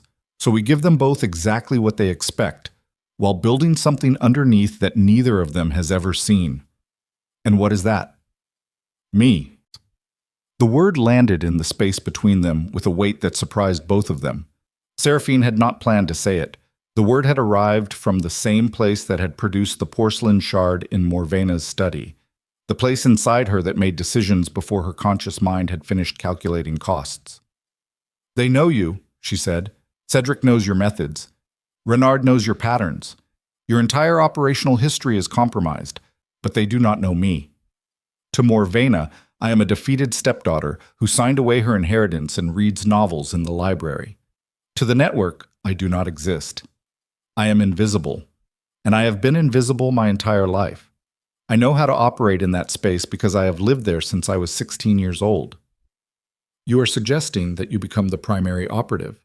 I am suggesting that you stop being the Duke who fights alone and start being the Duke who has a weapon no one can see. Every week, I sit at Morvena's table. I learn more about the social layer of this network than you have gathered in 3 years. I know who visits. I know when they visit. I know where the ledger is kept, and I can access it again. I have heard the Lord Chancellor's voice through a wall, and I will hear it again. And none of them, not Morvena, not Caedric, not Renard, will ever suspect me because they have already decided I am nothing." Caedric stood very still. She could see the calculation running, not the cold mechanical calculation of the tactician. Something messier, something that involved variables he was not accustomed to weighing, the gap between operational logic and the specific, ungovernable fear of placing someone inside a killing machine and asking them to survive. "If Morvena discovers you," he said, "she will not. If she does, then I will handle it the way I handled the night I climbed through a window and ran 9 blocks on a broken ankle and threatened a woman with a shard of her own teacup. I will survive, because that is what I do." The silence that followed was the longest of their acquaintance. Caedric stood beneath the bridge with his hands at his sides and his eyes locked on hers, and the entire weight of a decision that could not be undone pressing down on the space between them. She was asking him to trust her, not the way he trusted informants or agents or the mechanical components of an intelligence operation. She was asking him to trust her the way you trust a person, with the full knowledge that trust is the specific vulnerability that Caedric Veyne had just used to tear his world apart.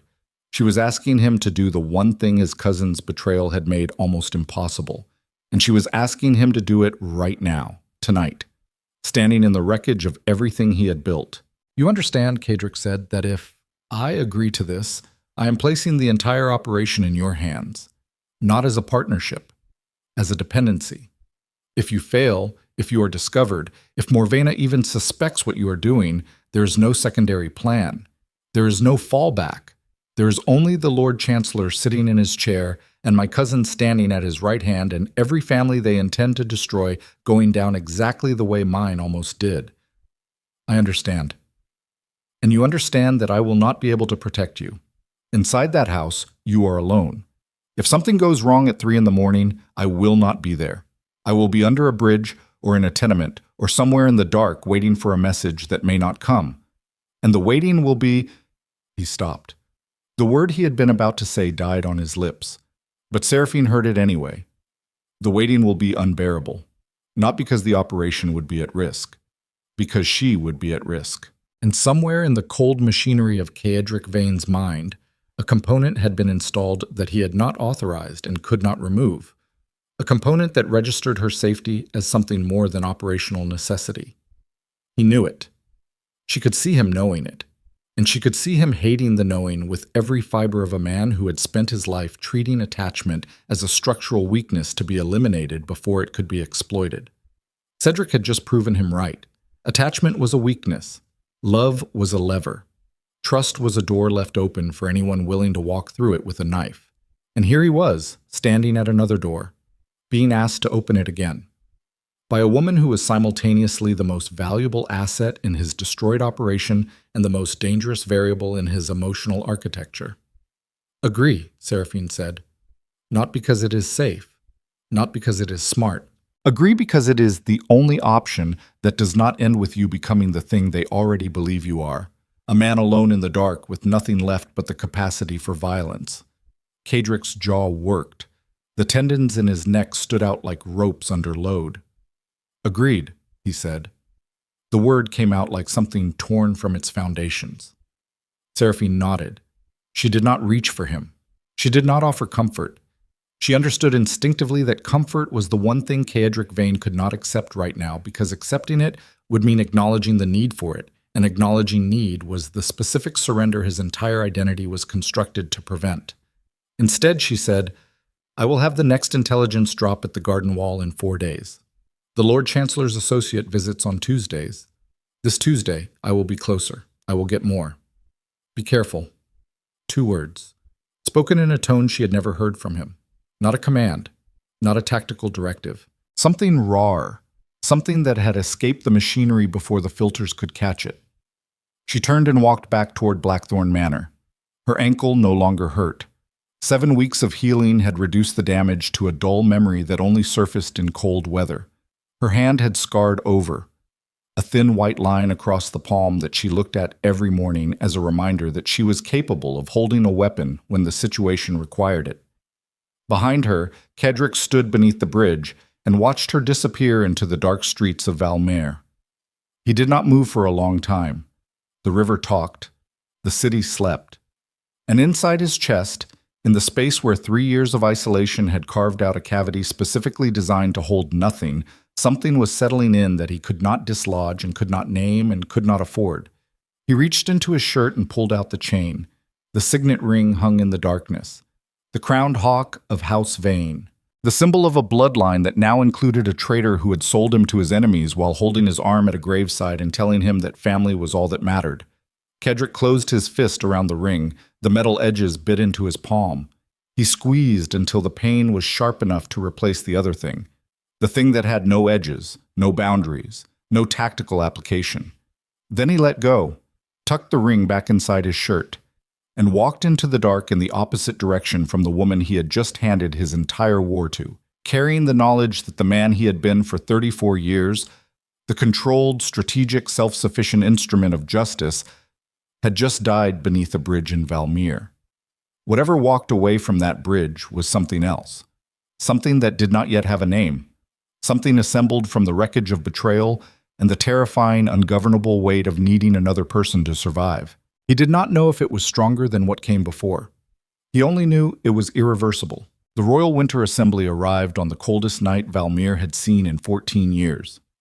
Ice clung to the iron gates of the Grand Parliament Hall like a second skin. Torch flames along the processional avenue bent sideways under a wind that cut through wool and velvet and silk with equal indifference. Carriages lined the cobblestone approach for half a mile, their doors bearing the crests of every noble house in the kingdom. Gilded hawks, silver stags, black lions, all the invented animals of inherited power moving slowly toward the massive entrance where footmen in ceremonial white stood freezing and pretending they were not. Inside, the grand hall had been transformed.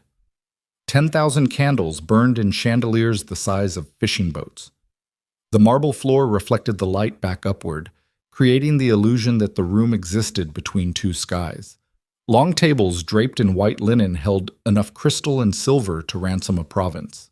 The scent of hot wax and perfume, and the particular metallic smell that large gatherings of anxious aristocrats always produce filled the air with an almost narcotic density. Seraphine stood near the eastern colonnade in a gown the color of winter smoke. Her hair was pulled back in a style that exposed the line of her jaw and the thin scar on her right palm, which she had decided not to conceal. The scar was a statement, small, personal, the kind of thing most people would not notice and the right people would not be able to stop noticing. 3 months of intelligence gathering had reduced her to something lean and precise. She had lost weight, not from deprivation, but from the particular caloric expense of sustained deception, the constant metabolic cost of monitoring every expression, every word, every gesture for alignment with a character that was not her. The compliant stepdaughter, the defeated heir, the woman who read novels in the library and attended meals on time and never once looked at the panel in the study wall with anything other than passing disinterest. Morvena stood 40 feet away, resplendent in deep burgundy, accepting greetings from arriving nobles with the warm efficiency of a woman who had spent decades making people feel welcome while quietly cataloging their vulnerabilities. She looked powerful, confident, the kind of woman the aristocracy produced at its most effective, charming enough to open doors, ruthless enough to lock them. She had no idea what was coming. Seraphine's eyes moved to the far end of the hall where the Lord Chancellor's delegation was assembling. Aldrich Renard stood at the center of a cluster of advisors and parliamentary secretaries, his silver hair immaculate, his posture carrying the particular authority of a man who had spent 30 years controlling the machinery of governance from 2 feet behind the throne. He was 61 years old. He looked 50. Power preserves certain men the way formaldehyde preserves specimens, intact on the surface, hollowed out beneath. And beside him, dressed in the dark green formal attire of House Veyne, stood Lord Caedric Veyne. Seraphine looked at the traitor for the first time with her own eyes rather than through the filter of Caedric's intelligence reports. He was younger than she expected. 30, perhaps? Handsome in the particular way that men are handsome when they have never been required to suffer. Smooth, symmetrical, untested. His smile moved across his face with the practiced ease of someone who had learned early that people trusted smiles more than they trusted evidence. He was laughing at something Renard had said. The laugh was perfect, warm, genuine. The laugh of a man who adored his mentor and wanted everyone in the room to know it. Seraphine's stomach turned. The signal was simple. When the king's processional music began, Seraphine would move to a position near the central dais. Caedric would enter through the eastern service corridor, which Seraphine had confirmed was unguarded during the processional because every available guard was reassigned to the royal entrance. The documents, the real documents, not the planted intelligence Caedric had fed to Caedric, but the raw ledger transcriptions Seraphine had gathered over 3 months of midnight operations, would be presented to the assembled nobles in a format that could not be suppressed because the audience would be the entire aristocracy rather than a single judge or magistrate. That was the plan. Clean, surgical, devastating. What Seraphine had not told Caedric was that the plan had a flaw. One she had discovered 48 hours ago and had been unable to communicate because Morvena had increased household surveillance in the days before the assembly, making the garden wall dead-drop inaccessible. The flaw was this. Caedric Veyne was not merely a traitor embedded in the network. Caedric Veyne was scheduled to present a formal motion at the assembly, a motion to declare Duke Caedric Veyne legally dead and transfer governance of the Northern Dominion to the next male heir of House Veyne, which was Caedric himself. The motion had been filed with the parliamentary secretary 3 days ago. The required documentation included sworn testimony from 4 witnesses confirming Caedric's absence from court for over 12 months, medical testimony suggesting the probability of death based on his age and the conditions of his disappearance, and a legal brief arguing that the continued absence of the Duke constituted abandonment of title and responsibility. Renard had signed the motion as sponsoring authority. If the motion passed before Caedric revealed himself, his reappearance would be legally complicated rather than triumphant.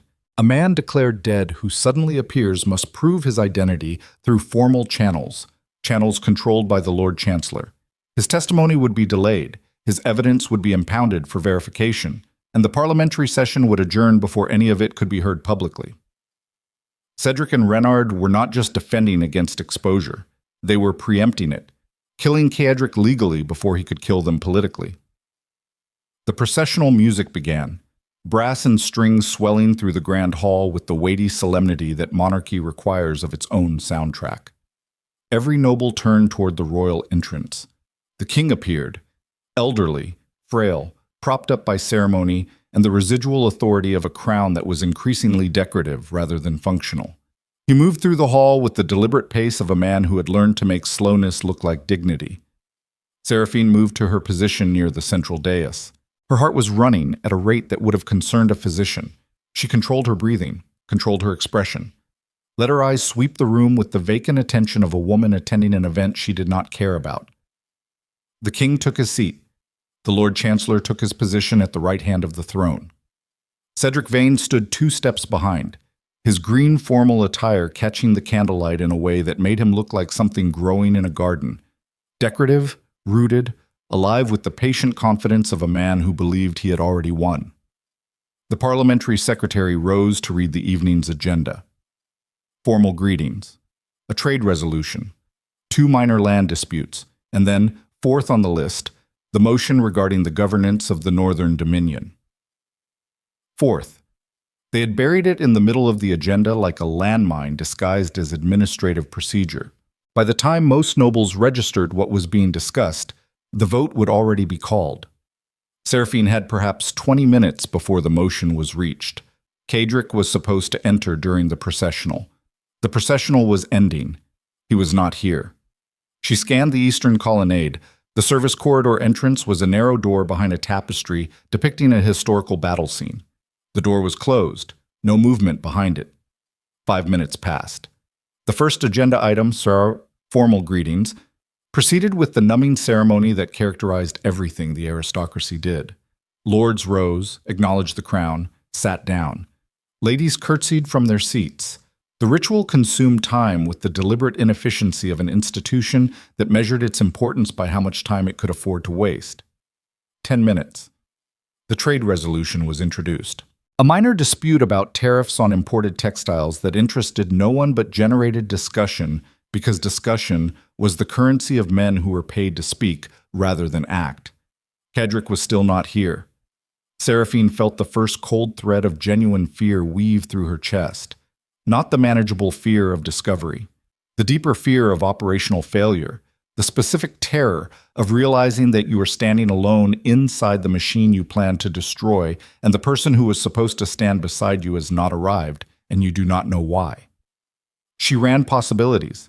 Caedric had been intercepted. Caedric had been discovered. Cedric had anticipated the entry point and stationed men at the service corridor. Caedric was dead in an alley somewhere between the tenement and the Parliament Hall, and the entire operation had ended before it began. Each possibility was worse than the last, and each one left Seraphine in exactly the same position, alone in a room full of enemies with a stack of evidence she could not present without the authority of a duke's name behind it.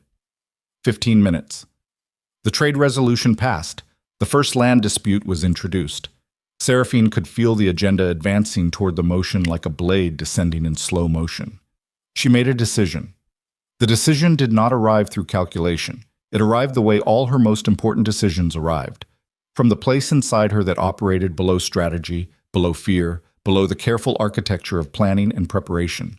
The place that had grabbed a porcelain shard and held it like a weapon. The place that had followed a stranger into a dark building because the alternative was surrender. If Caedric could not present the evidence, she would present it herself. She had no title, no legal authority, no standing in this chamber beyond the borrowed status of a stepdaughter whose inheritance had been formally transferred to her stepmother 6 weeks ago. What she had was 3 months of transcribed intelligence, a detailed map of a criminal network that extended to the second most powerful man in the kingdom, and the absolute bone-deep refusal to let the people who had murdered her father sit in gilded chairs and vote themselves more power while she watched from the colonnade in a smoke-colored dress. She moved, not toward the central dais. That approach was too exposed, too easily intercepted. Instead, she moved along the eastern wall, behind the standing nobles, through the narrow gap between the colonnade and the seating gallery. She carried the documents inside a silk portfolio that matched her gown. Caedric's idea, designed to look like a lady's evening accessories rather than intelligence material. She reached the parliamentary secretary's station at the base of the dais. The secretary was a thin man named Hollins, who had held his position for 11 years and performed his duties with the mechanical precision of someone who had long ago stopped caring about the content of what he administered. He was reviewing the next agenda item when Seraphine placed her hand on his desk. "I need to address the assembly," she said. Hollins looked up. His expression carried the particular confusion of a functionary confronted with a request that fell outside his procedural experience.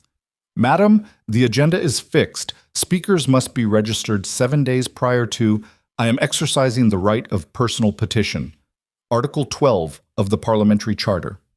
Any citizen of the realm may address the assembly on matters of criminal conduct affecting the governance of the kingdom, provided they present evidence sufficient to warrant immediate consideration." Hollins blinked. Article 12 existed. It had been invoked perhaps 6 times in the past century. It was the kind of obscure legal provision that most parliamentarians forgot existed until someone desperate enough to use it appeared at their desk. "I will need to consult the Lord Chancellor," Holland said. "The Lord Chancellor is the subject of my petition." The words hit the space between them like a hammer striking glass. Holland stared at her. His mouth opened slightly, closed, opened again. "Madam, I cannot—" "You can. Article 12 does not require the Chancellor's approval for invocation. It requires the Secretary's acknowledgement and the presentation of prima facie evidence. I have the evidence. I am presenting it. Your role is administrative, not judicial." Hollins looked at the portfolio in her hands, looked at her face, looked toward the Lord Chancellor's position at the right hand of the throne, where Renard sat in absolute confidence watching the proceedings he controlled. Something in Hollins shifted. Seraphine saw it happen. The specific moment when a man who had spent 11 years processing paperwork without caring about its contents suddenly realized that what was being placed in front of him might actually matter. The weight of it settled into his expression like a stone sinking into water. "Your name, madam?"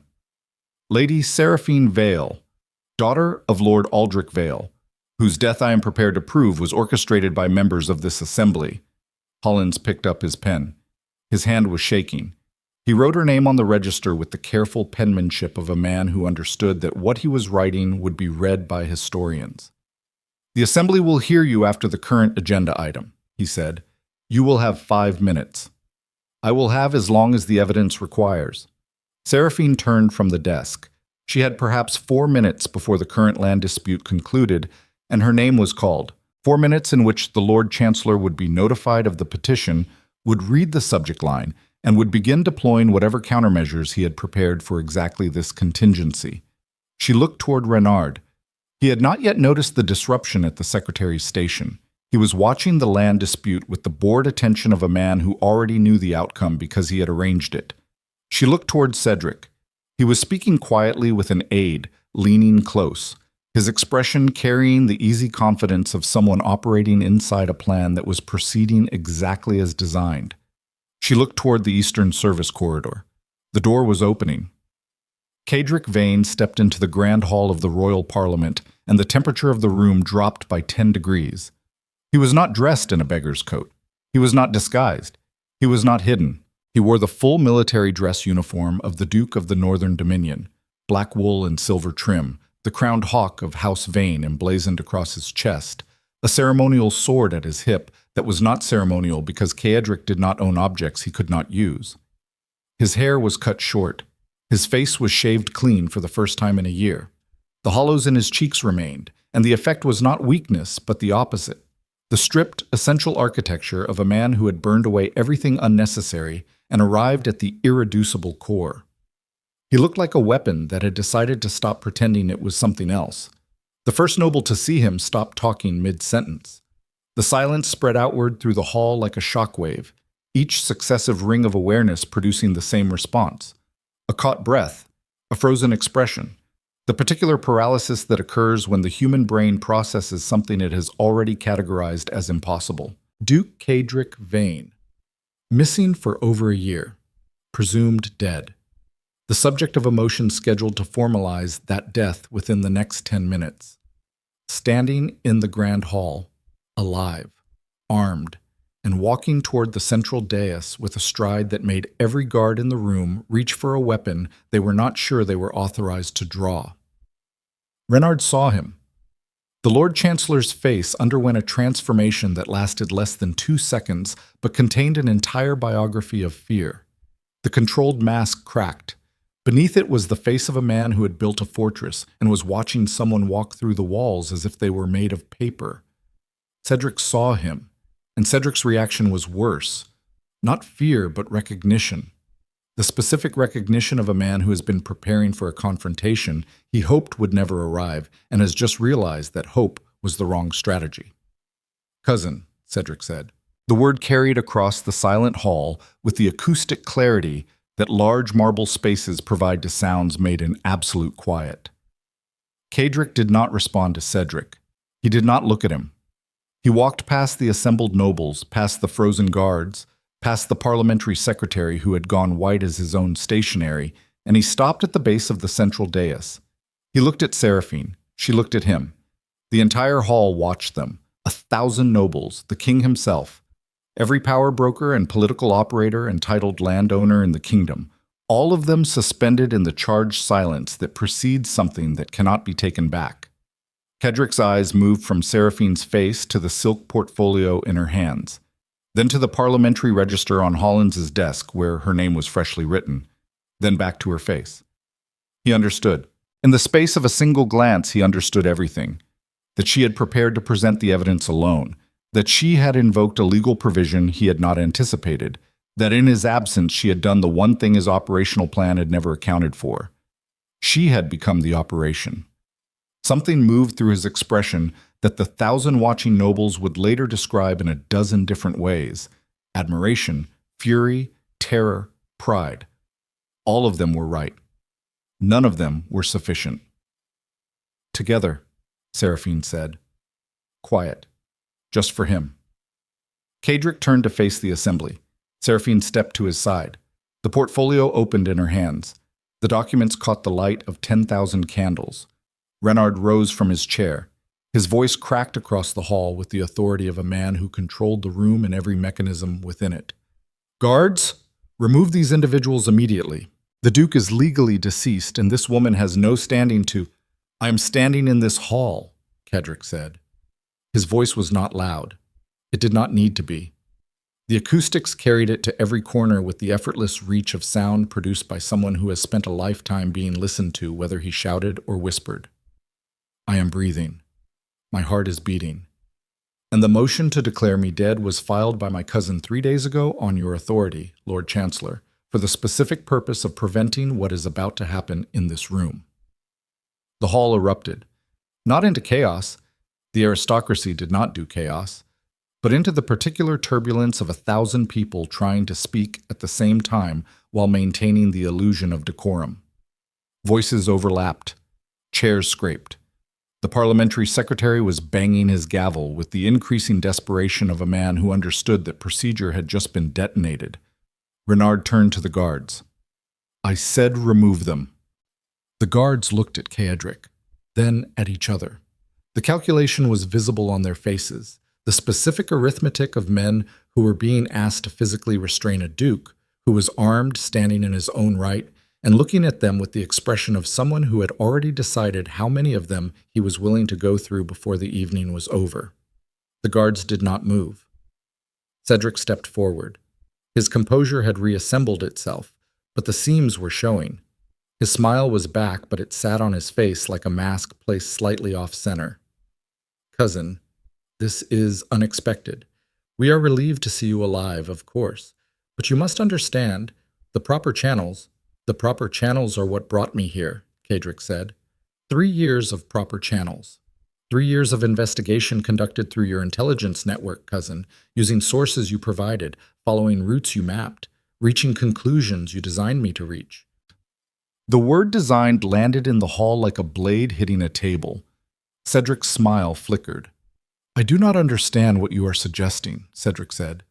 "You understand perfectly. You have been feeding my operation to the Lord Chancellor since before I went underground. Every informant I recruited was reported. Every document I gathered was catalogued. Every move I made was observed through a man I trusted because he held my arm at my father's grave and told me that family was all that mattered." Silence. The kind that has weight. The kind that presses down on the chest of every person in the room until breathing becomes a conscious act. Caedric looked at Renard. The glance was brief, involuntary. The reflex of a subordinate checking with his superior when the script has gone wrong, and the entire assembly saw it. Seraphine stepped forward. She placed the first document on the parliamentary secretary's desk with the measured precision of a woman who had been rehearsing this moment in her mind for 3 months. "Lord Chancellor Aldrich Renard," she said, "I am presenting evidence of a criminal conspiracy involving 14 noble houses, 9 confirmed murders, systematic fraud, and the coordinated seizure of parliamentary voting rights through the destruction of aristocratic families." Her voice carried, not with volume, with the specific density of sound produced by someone who is not performing courage but has become it. The evidence was gathered over 91 days from inside the household of Lady Morvena of House Vale, a member of the conspiracy's governing council, whose private ledger I accessed, transcribed, and verified against independent records obtained by Duke Veyne's intelligence operation. She placed the second document, the third, the fourth. These documents contain the names of the council members, the financial records of the seized estates, the correspondence between Lady Morvena and the Lord Chancellor regarding the targeted acquisition of parliamentary seats, and the projected timeline for the murder of Lord Caedric Veyne, my father, whose death was listed under operational costs in a ledger kept behind a wall panel in the study of the house where I have been living as a compliant, defeated stepdaughter for the past 3 months. The hall was no longer turbulent. It had gone to a place beyond turbulence, the absolute crystalline silence of 1,000 people who have just realized that the ground beneath their feet is not solid. Morvena. Seraphine found her in the crowd. Her stepmother stood near the western colonnade, burgundy dress catching the candlelight, and her face was undergoing the slow, catastrophic collapse of a woman watching the architecture of 20 years of careful construction come apart in real time. Not suddenly, not explosively. The way a dam fails, first a crack, then a seep, then the entire structure surrendering to the weight of what it was holding back. Their eyes met. Seraphine did not look away. She held Morvena's gaze with the steady, unblinking focus of a woman who had eaten breakfast across from her father's murderer for 91 consecutive mornings, and smiled and said good morning and passed the butter and waited. Morvena's mouth opened. No sound came out. Then the Lord Chancellor moved. Renard stepped down from the dais. Not toward the door, toward Seraphine. His face had completed its own transformation, from shock to calculation to the cold, efficient expression of a man who has survived 30 years in politics by understanding that crises are not solved by panic, but by the immediate identification and elimination of the most dangerous variable in the room. He stopped 3 feet from Seraphine, close enough that his shadow fell across the documents on the secretary's desk. "These documents are forgeries," he said. His voice was calm, controlled, the voice of a man who had practiced turning lies into policy for 3 decades. Produced by a deranged duke and a disgraced stepdaughter seeking revenge against the woman who lawfully inherited her father's estate. I move for immediate confiscation and investigation. "You move to destroy evidence," Caedric said, "in front of 1,000 witnesses. I move to protect the integrity of this assembly from a spectacle orchestrated by whom, Lord Chancellor? By the man you told my cousin you would rather face the entire parliamentary opposition than meet in a locked room? By the woman whose family you listed under operational costs?" Renard's composure held, but his eyes betrayed him. For 1 fraction of a second, the mask slipped completely, and what Seraphine saw beneath it was not the calculating politician or the masterful strategist or the silver-haired architect of power. It was fear, raw, ancestral. The fear of a man who has spent his entire life building walls and has just watched someone walk through every single one of them. Then the fear vanished, replaced by something worse. Decision. Renard turned to Caedric. A single nod, almost imperceptible, the kind of signal that only functions between 2 people who have planned for contingencies. Caedric reached inside his formal coat. Caedric saw the movement. His hand went to the sword at his hip. The blade was half drawn before Cedric's hand emerged, holding not a weapon, but a sealed document. "The Duke is unwell," Caedric announced to the assembly. His voice carried the rehearsed sorrow of a man who had prepared this speech. "My cousin has been missing for over a year. He resurfaces tonight in a state of obvious delusion, accompanied by a woman with documented grievances against her own family. I hold a medical assessment from 3 physicians attesting to the Duke's deteriorated mental state, filed as supporting evidence for the motion to—" Caedric hit him, not with the sword, with his fist, a single, devastating strike that caught Caedric on the jaw and sent him staggering backward into the dais stairs. The sealed document flew from his hand and skidded across the marble floor. The sound of the impact, knuckle against bone, echoed through the grand hall, with a finality that erased any remaining pretense of civil procedure. The assembly erupted. Guards surged forward. Nobles scrambled from their seats. The parliamentary secretary abandoned his gavel and dove beneath his desk. The king's personal guard formed a wall around the throne, and in the chaos, Renard moved toward the documents on the secretary's desk. His hand reached for the portfolio. His fingers closed around the edge of the first transcription. Seraphine caught his wrist. The Lord Chancellor of the kingdom and the daughter of a murdered lord stood face to face in the center of a political firestorm, his hand on the evidence, her hand on his wrist. 10,000 candles burning above them, 1,000 witnesses surrounding them. And the specific, irreversible gravity of a moment in which the next 3 seconds would determine whether truth or power survived the night. Renard looked at her hand on his wrist, then at her face. "Let go," he said. Quiet. The voice of a man who had never been physically defied. "No," Seraphine said. Behind them, Caedric was fighting. 2 guards had reached him. He had drawn the sword. The blade caught the candlelight and scattered it across the hall in arcs of reflected fire. He was not trying to kill. He was trying to hold ground. The specific, calculated violence of a man buying time for the person behind him to finish what they started. A 3rd guard tackled him from the side. Caedric went down. His head hit the marble with a sound that stopped Seraphine's heart for 1 full beat. The sword skidded away across the floor. Blood appeared at his temple, a dark line running down the side of his face, splitting around his jawline, dripping onto the white marble in a pattern that looked like calligraphy, written in a language no one wanted to read. He looked at her from the floor. 3 guards pinning him, blood in his eyes. And his expression. His expression carried the one thing she had never seen on Caedric Veyne's face in the entire time she had known him. Trust. Not strategy, not calculation, not the mechanical assessment of assets and variables and operational necessities. Trust. In her. In this moment. In the absolute conviction that she would finish what he could not. Seraphine tightened her grip on Renard's wrist.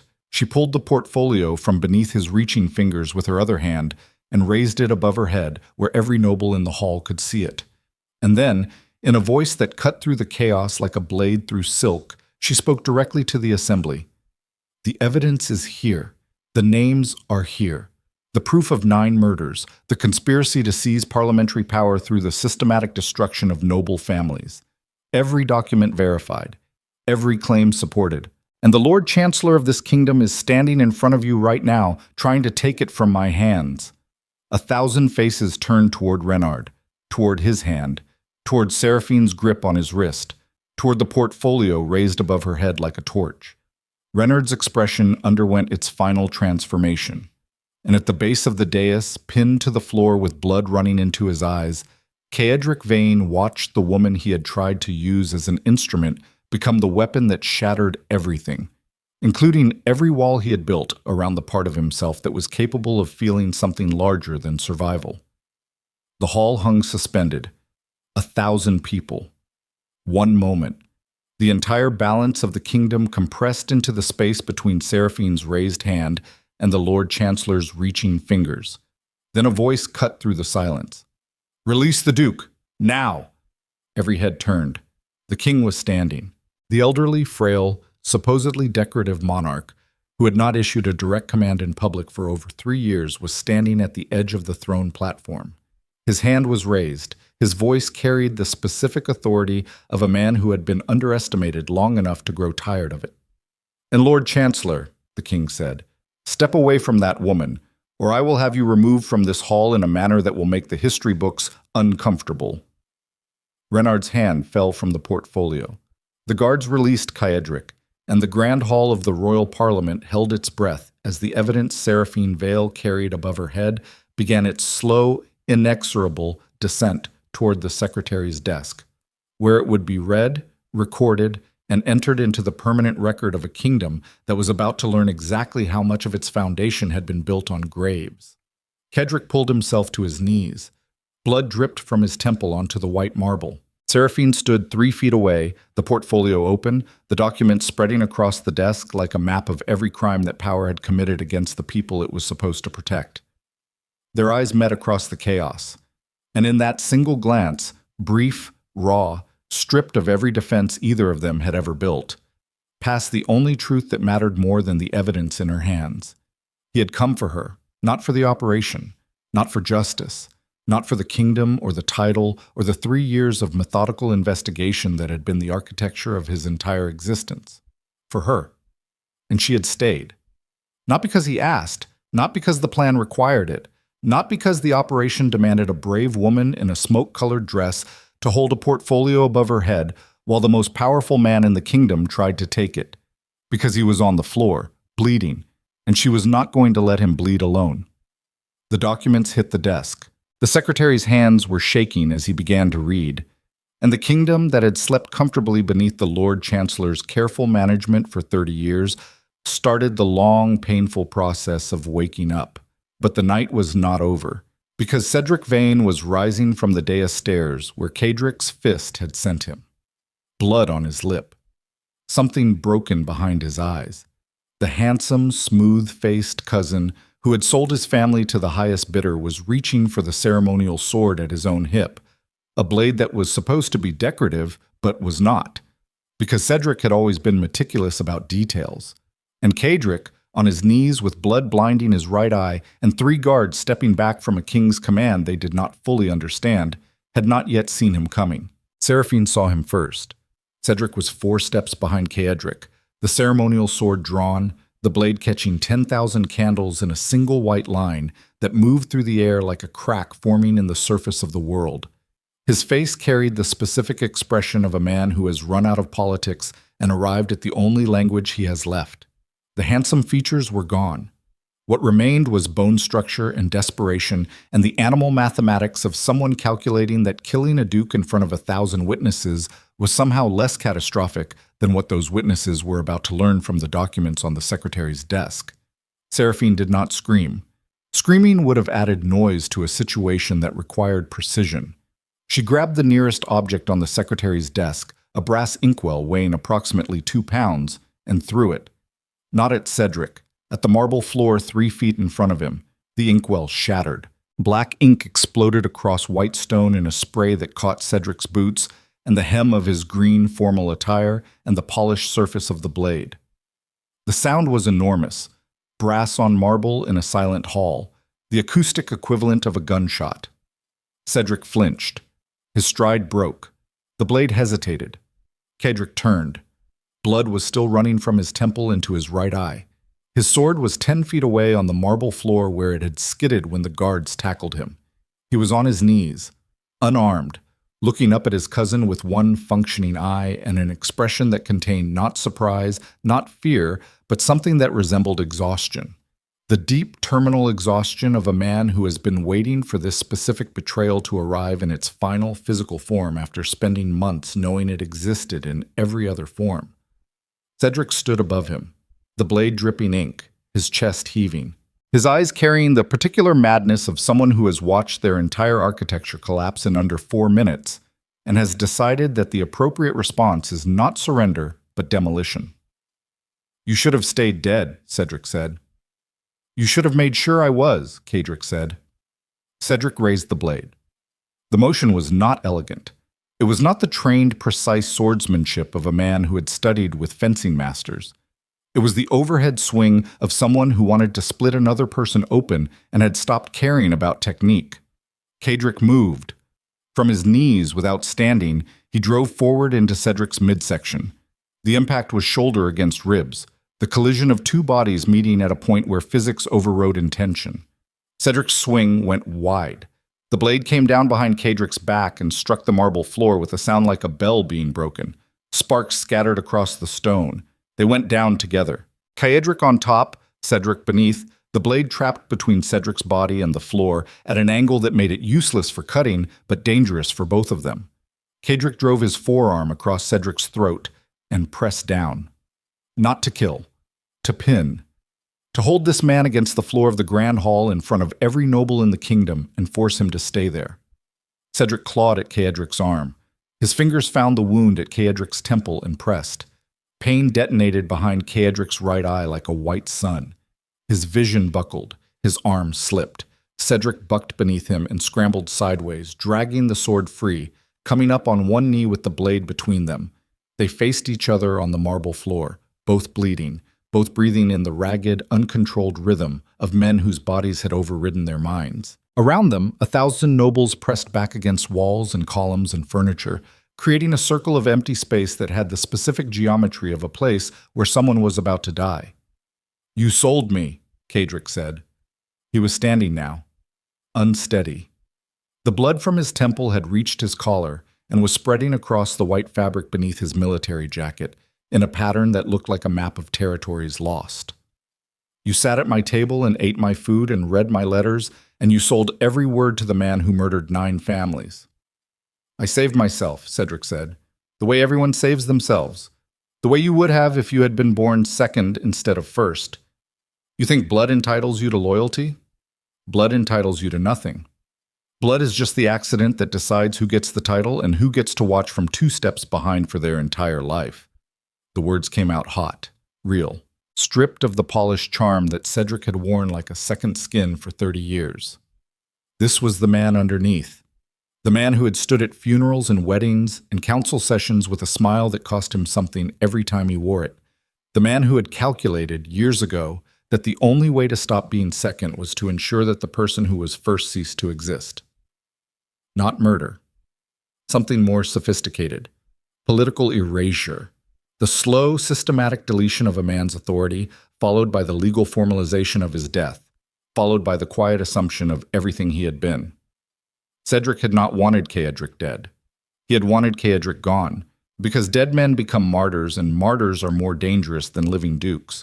But gone men, missing men, legally deceased men, men whose titles have been formally transferred through proper channels, gone men are just footnotes.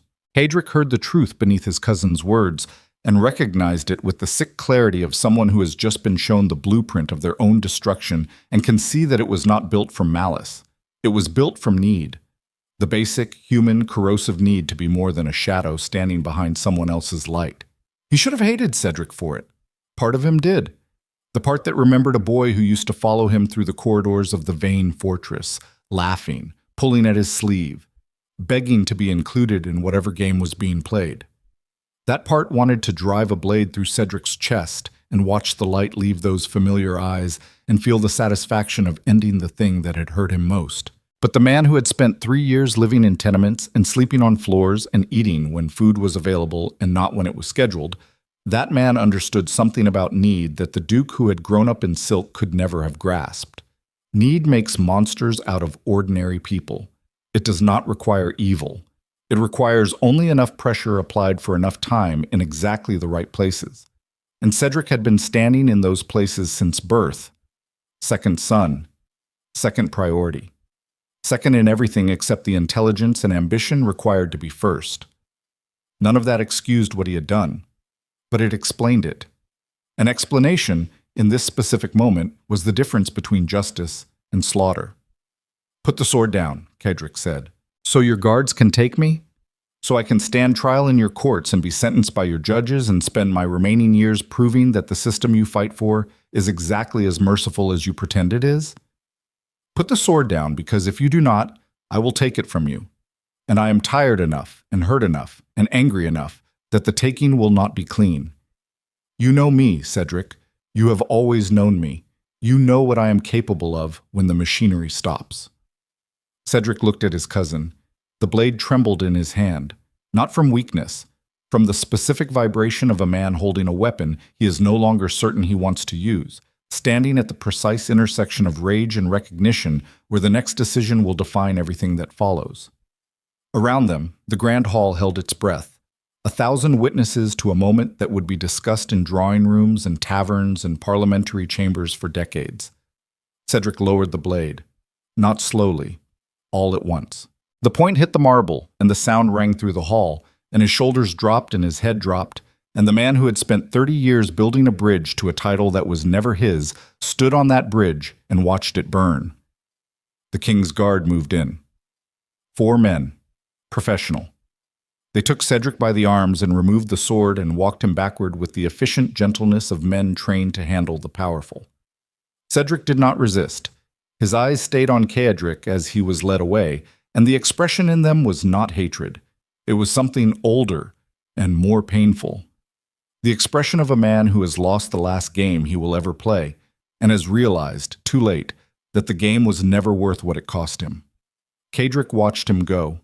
He stood in the center of the grand hall with blood drying on his face and his hands at his sides, and the particular stillness of a man who has just won something and discovered that winning feels exactly like losing, only louder. Reynard was next. The Lord Chancellor had not moved during the fight.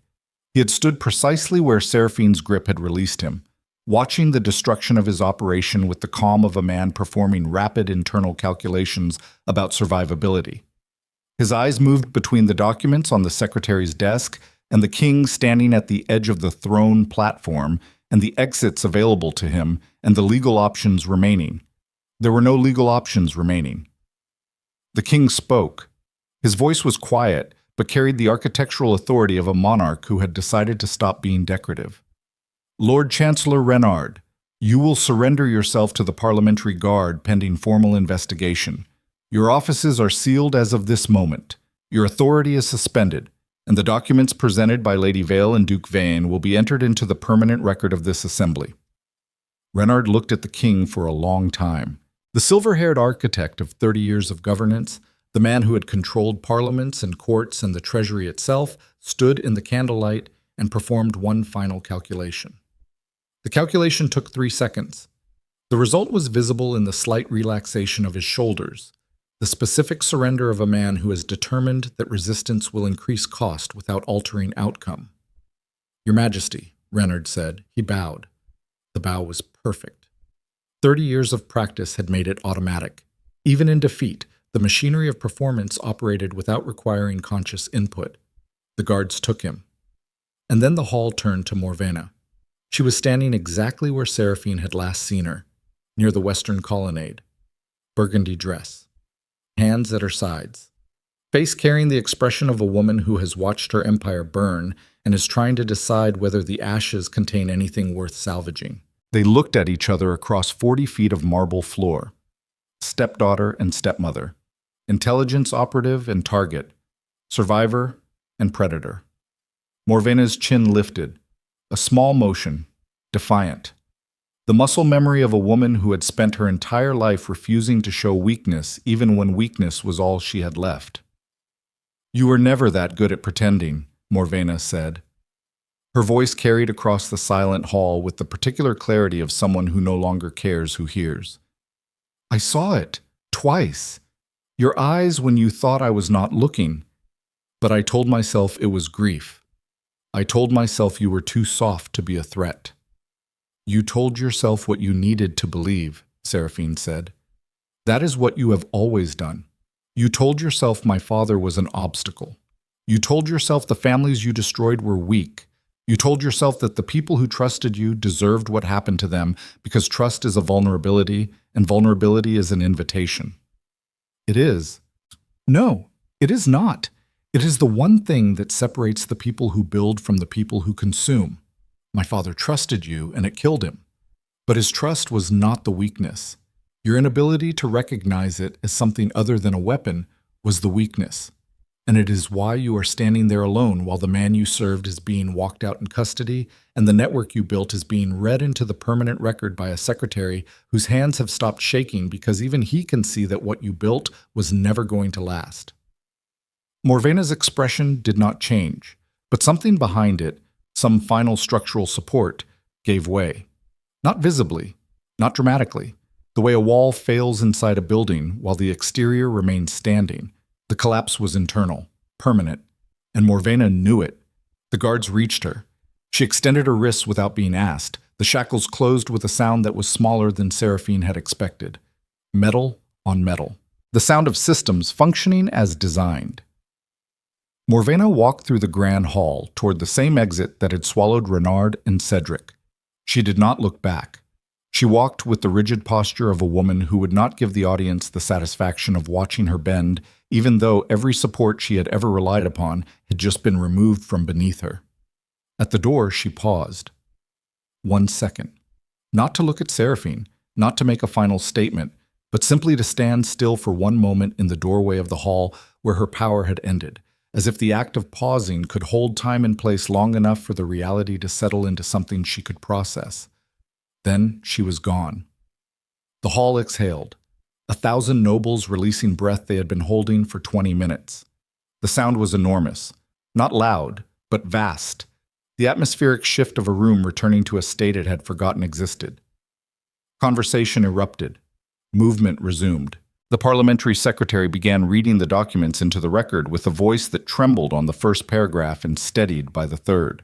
Caedric stood alone in the center of it all. The blood on his face had dried to a dark line that ran from temple to jaw. His military jacket was torn at the shoulder. His hands hung at his sides with the specific heaviness of a man whose body has stopped producing adrenaline and is now confronting the full inventory of damage it has sustained. Seraphine walked to him. Not fast, not slow. The pace of a woman crossing a room because the person on the other side of it was the only destination that mattered. She stopped in front of him, close enough to see the dried blood cracking along the lines of his expression, close enough to see the pulse at his throat running too fast and the slight tremor in his hands that he was trying and failing to control. "You are bleeding," she said. "I am aware. Your right eye is swelling shut." "Also aware." The echo of their first conversation hung between them like a thread connecting this moment to the alley where everything began. 9 blocks on a broken ankle, a porcelain shard held like a knife, a stranger in a torn coat who had looked at 4 armed men and made them disappear. "Sit down," she said. "I am fine." "You are not fine. You are standing upright through stubbornness and nothing else. And if you do not sit down in the next 30 seconds, your body is going to make the decision for you, and it will be less dignified than choosing." Something moved across Caedric's face. Through the blood and the swelling and the bone-deep exhaustion, something surfaced that she had only seen once before. Under the bridge, in the dark, when he had said agreed and the word had come out like something torn from its foundations. He sat, not on a chair, on the floor.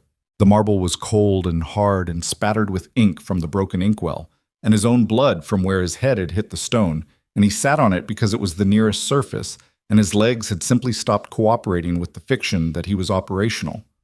Seraphine sat beside him.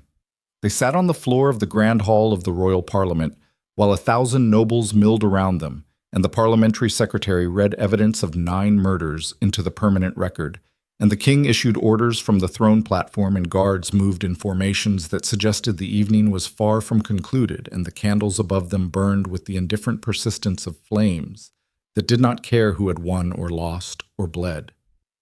3 years, Caedric said. His voice was hoarse, stripped.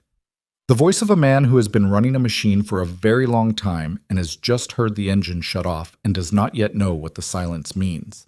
3 years I spent building something I thought was a weapon, an instrument of justice, a mechanism for holding the powerful accountable. He looked at his hands, blood under the fingernails, ink on the knuckles, the hands of a man who had thrown a punch at his own cousin in front of the entire aristocracy, and discovered that the satisfaction lasted approximately 2 seconds before being replaced by something that felt like amputation. It was never a mechanism. It was a wall. Between me and the thing I was actually doing, which was hiding, from people, from need, from the specific vulnerability of requiring someone other than myself to make the world tolerable. He turned his head and looked at Seraphine with his one functioning eye. You walked into Morvena's house and ate breakfast with your father's murderer for 91 days.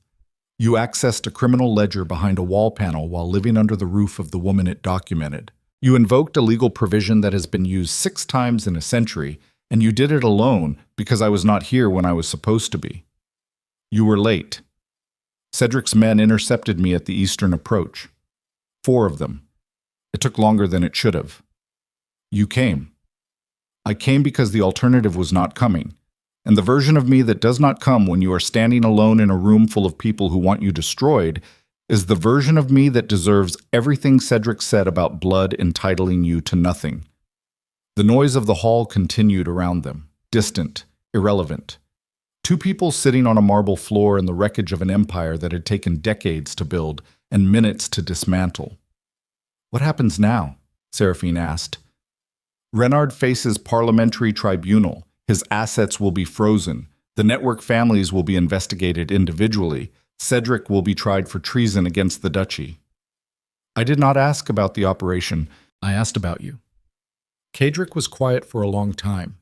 The silence had a different quality than his usual silences.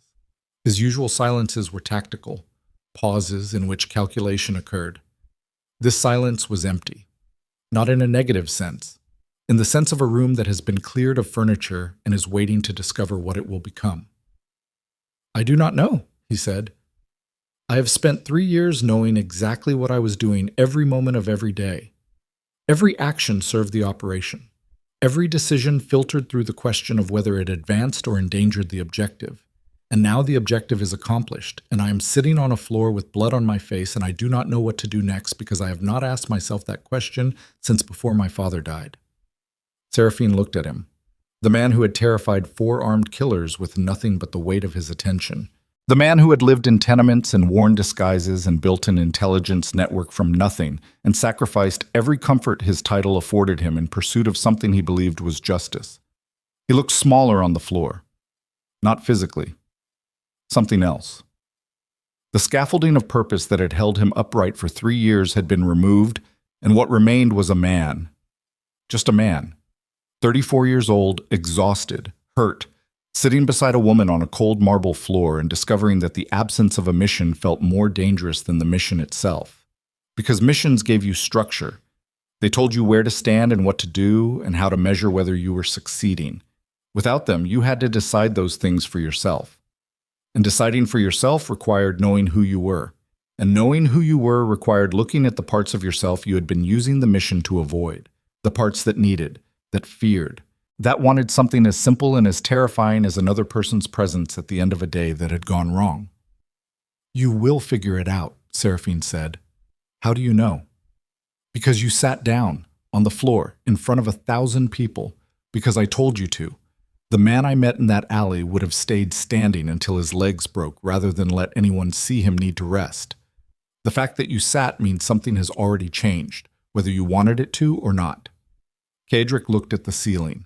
The painted saints had been replaced centuries ago by geometric patterns in gold and deep blue, but the ceiling was still the kind of thing that made you feel small in a way that was supposed to be comforting and never quite was. When this is over, he said, when the trials are finished and the network is dismantled and the duchy is restored, I'm going to rebuild the fortress. The Veyne fortress. It has been closed since I went underground. The staff dismissed. The hall's empty. I'm going to reopen it. Not as a military installation, not as a seat of power designed to make visitors feel insignificant. As a home. He paused. The words sat in the air between them with the self-conscious weight of something a man like Caedric Veyne had never said aloud before. I have never had one, he said. A home. I had a fortress. I had an estate. I had a title and a bloodline and a legacy.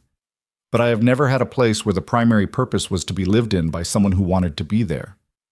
That sounds like you are asking me something without actually asking it. I am establishing context. You are stalling. The corner of his mouth moved.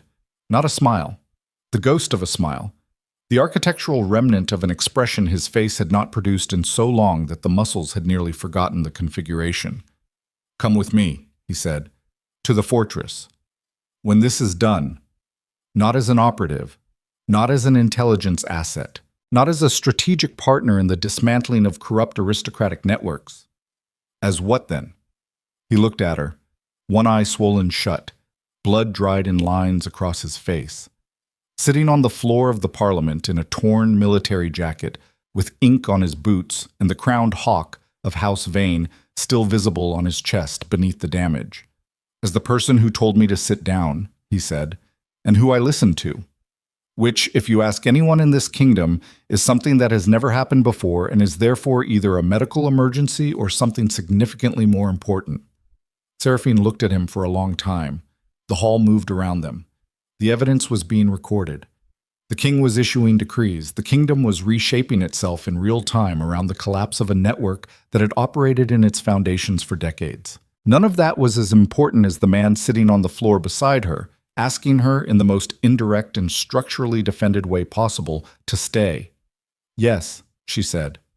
One word, no conditions, no negotiations, no carefully constructed terms of agreement designed to protect both parties from the vulnerability of actually needing each other. Just yes. Caedric closed his eye, the one that still functioned. He sat on the cold marble floor and let the words settle into the space where 3 years of isolation had carved a cavity, and he felt the cavity begin to fill. Not with strategy, not with purpose, not with the mechanical satisfaction of an objective achieved, with something quieter, something that did not have a tactical application, something that the man he had been before the alley, before the bridge, before the night his cousin's name appeared on a ledger and the architecture of his world collapsed, would have identified as weakness and eliminated. He did not eliminate it. He let it stay. Spring came to the Northern Territories 6 weeks later. The Veyne fortress opened its gates for the first time in over a year. Staff returned. Fires were lit in hearths that had gone cold. The great hall, which had been designed to intimidate, was rearranged. Not dramatically. A table moved here. A chair added there. Curtains opened that had been closed for years, letting in light that fell across stone floors in patterns that changed with the movement of clouds. Seraphine oversaw the restoration with the same methodical attention she had applied to intelligence gathering. She did not soften the fortress. She made it functional. Rooms that had served no purpose were given purpose. Corridors that had been dark were lit. The kitchens, which had operated on a military schedule, were restructured around the radical concept that meals should be something people enjoyed rather than endured. Caedric watched her work. He watched from doorways and hallways and the top of the central staircase, the way a man watches someone rearrange the interior of a structure he has lived in for so long that he stopped noticing it was uncomfortable. The trials lasted through the spring. Renard was convicted on 17 counts. His assets were seized. His parliamentary appointments were voided. The man who had controlled the machinery of governance for 30 years was removed from that machinery with the thorough procedural efficiency that the machinery itself was designed to produce. He did not break. He did not plead. He stood through the sentencing with the posture of a man who had always known, somewhere in the deepest corridor of his strategic mind, that the architecture he built would eventually be used against him. That was the nature of systems. They did not care who operated them. They only cared that they operated. Caedric's trial was quieter, more painful. The cousin who had smiled and charmed and betrayed stood before a tribunal composed of northern lords who had known both Veyne boys since childhood. The testimony lasted 4 days. Caedric was called to testify on the second day. He spoke for 2 hours. His voice remained level throughout. When asked about the moment he learned of Caedric's betrayal, he paused for 7 seconds before answering. "I was standing under a bridge," he said, "and the woman who told me was more afraid for me than I was for myself. That was when I understood what the betrayal had actually cost. Not intelligence, not operational security. It cost me the ability to believe that the people closest to you are not weapons waiting to be aimed." He looked at Caedric across the tribunal chamber. His cousin looked back. "I still do not know if I have recovered that ability," Caedric said. "But I am trying, and the trying is harder than anything you ever did to me." Caedric was sentenced to exile, not execution. Caedric had argued against execution in private sessions with the tribunal that lasted hours. Not from mercy, from the understanding that killing Caedric would close a wound he needed to leave open. Because closed wounds stop hurting, and he was not ready to stop hurting. The hurt was the proof that the connection had been real, that the boy who had pulled at his sleeve and laughed in the corridors had existed before the man who sold him to his enemies. Morvena faced the largest trial, 19 days of testimony, 47 witnesses. The ledger Seraphine had transcribed was entered as primary evidence. Every family, every murder, every carefully calculated financial yield. On the final day, Seraphine testified. She spoke for 3 hours. She described the night she fled Blackthorn Manor, the porcelain shard, the 9 blocks, the alley, the 91 mornings eating breakfast across from the woman who had murdered her father while performing the compliance of a defeated daughter. When she finished, the courtroom was silent for a long time. Morvena was sentenced to life imprisonment. Her assets were seized. Her name was struck from the noble record. The woman who had built an empire of manipulation and murder and carefully arranged marriages that ended in profitable funerals was removed from the world she had exploited with the same procedural efficiency she had used to exploit it. She did not cry. She did not plead. She walked out of the courtroom with the rigid posture of a woman who refused to bend even when there was nothing left to stand for. And Seraphine watched her go and felt not satisfaction, not closure, but the specific, hollow weight of a conclusion that answers every question except the one that matters. Why? Why her father? Why those families? Why the systematic destruction of people who had done nothing except possess things that other people wanted? There was no why. That was the answer she had been avoiding for a year and a half. Morvena had not destroyed families because of hatred or ideology or some grand philosophical conviction about the nature of power. She had destroyed them because she could, because the systems that were supposed to prevent it had been compromised, because the people who were supposed to notice had been paid not to, because evil, in its most common form, is not dramatic. It is administrative. It is a line in a ledger, an entry under operational costs, a projected timeline written in careful handwriting by someone who will sleep soundly afterward because the act of destruction was processed through enough institutional layers that no single hand felt responsible for the blade. Summer arrived. The fortress settled into something that resembled, if not peace, then the absence of active war. Trade routes through the northern territories reopened, revenue flowed. Merchants who had avoided the duchy during Caedric's absence returned with the cautious optimism of people who had heard that the Duke was home, and the Duke was different, and the Duke had a woman beside him who made him less likely to throw people out of rooms. Caedric was different, not softer. The iron remained. The instincts that made lesser nobles stammer through their wine when he entered a room had not diminished. If anything, the year underground had sharpened them. He moved through his restored court with the focused attention of a man who would never again allow the systems he controlled to be subverted from within. But besides Seraphine, the sharpness acquired direction rather than existing as a constant ambient threat. He listened in council sessions rather than dictating. He asked questions before issuing orders. He delegated authority to people he had vetted with the paranoid thoroughness of a man who had been betrayed by his own blood and was never going to let the lesson fade. They married in autumn, small, private, no thousand-candle chandeliers, no processional music.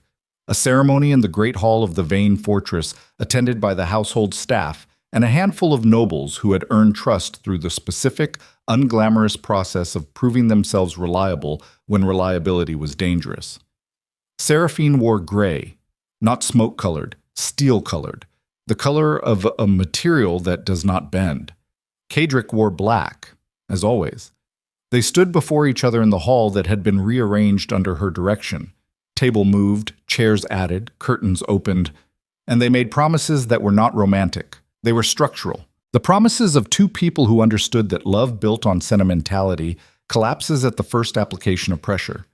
But love built on mutual recognition of damage, on the shared understanding that the world is not kind and survival requires more than one pair of hands, on the specific, hard-won knowledge that vulnerability is not weakness, but the only foundation strong enough to support the weight of another person's trust, that love holds. The crowned hawk banner of House Veyne flew over the fortress. Beneath it, the northern territories stabilized. Beyond them, the kingdom adjusted to the absence of the Lord Chancellor's invisible hand. The adjustment was painful. Systems that had operated on corruption for decades discovered, with the confused discomfort of an addict in early sobriety, that functioning without the substance was possible but required a complete restructuring of habits. Years would pass. The kingdom would heal in the slow, imperfect way that kingdoms heal, not through grand gestures, but through the accumulation of small decisions made by people who had chosen, after watching the cost of the alternative, to do the difficult thing rather than the easy thing. And in the fortress overlooking the storm-covered cliffs of the northern coast, two people who had met in a dark alley, one bleeding, one armed with nothing but the willingness to stand between a stranger and the men who hunted her, built a life from the wreckage of the ones they had lost. Not a perfect life. Caedric still woke at night with the reflexive alertness of a man whose nervous system had not yet accepted that the war was over. Seraphine still paused at breakfast sometimes, her hand on a teacup, her eyes distant, remembering 91 mornings across a table from the woman who had killed her father. The scars remained. That was the point. Scars were not imperfections. They were records. Documentation of survival written in the only language that the body trusts, the language of damage that healed and healed and healed until the healing itself became the strongest part. On clear mornings, when the coastal wind dropped and the cliffs stood silent above the gray water, Caedric would walk to the edge of the fortress wall and stand in the place where the banner flew highest. Seraphine would find him there. She would stand beside him. Neither of them would speak. The silence between them was not empty. It was full of everything they had survived and everything they had chosen, and the specific, unglamorous, ferociously protected knowledge that the person beside them had seen them at their worst and stayed. That was the kingdom they had built, not from territory or title or the inherited machinery of aristocratic power, from the decision, made separately and then together, that survival alone was not enough, that the version of yourself that endures in isolation is not the strongest version, that the real test of what a human being is made of is not how much damage they can absorb, but whether, after absorbing it, they can still open their hands. The fortress stood, the banner flew, the wind came off the cliffs with the cold, clean persistence of something that had been there before either of them was born and would continue long after. And the hands that had once held porcelain shards and sharpened knives in frozen tenements held each other now. Not gently, never gently, but completely.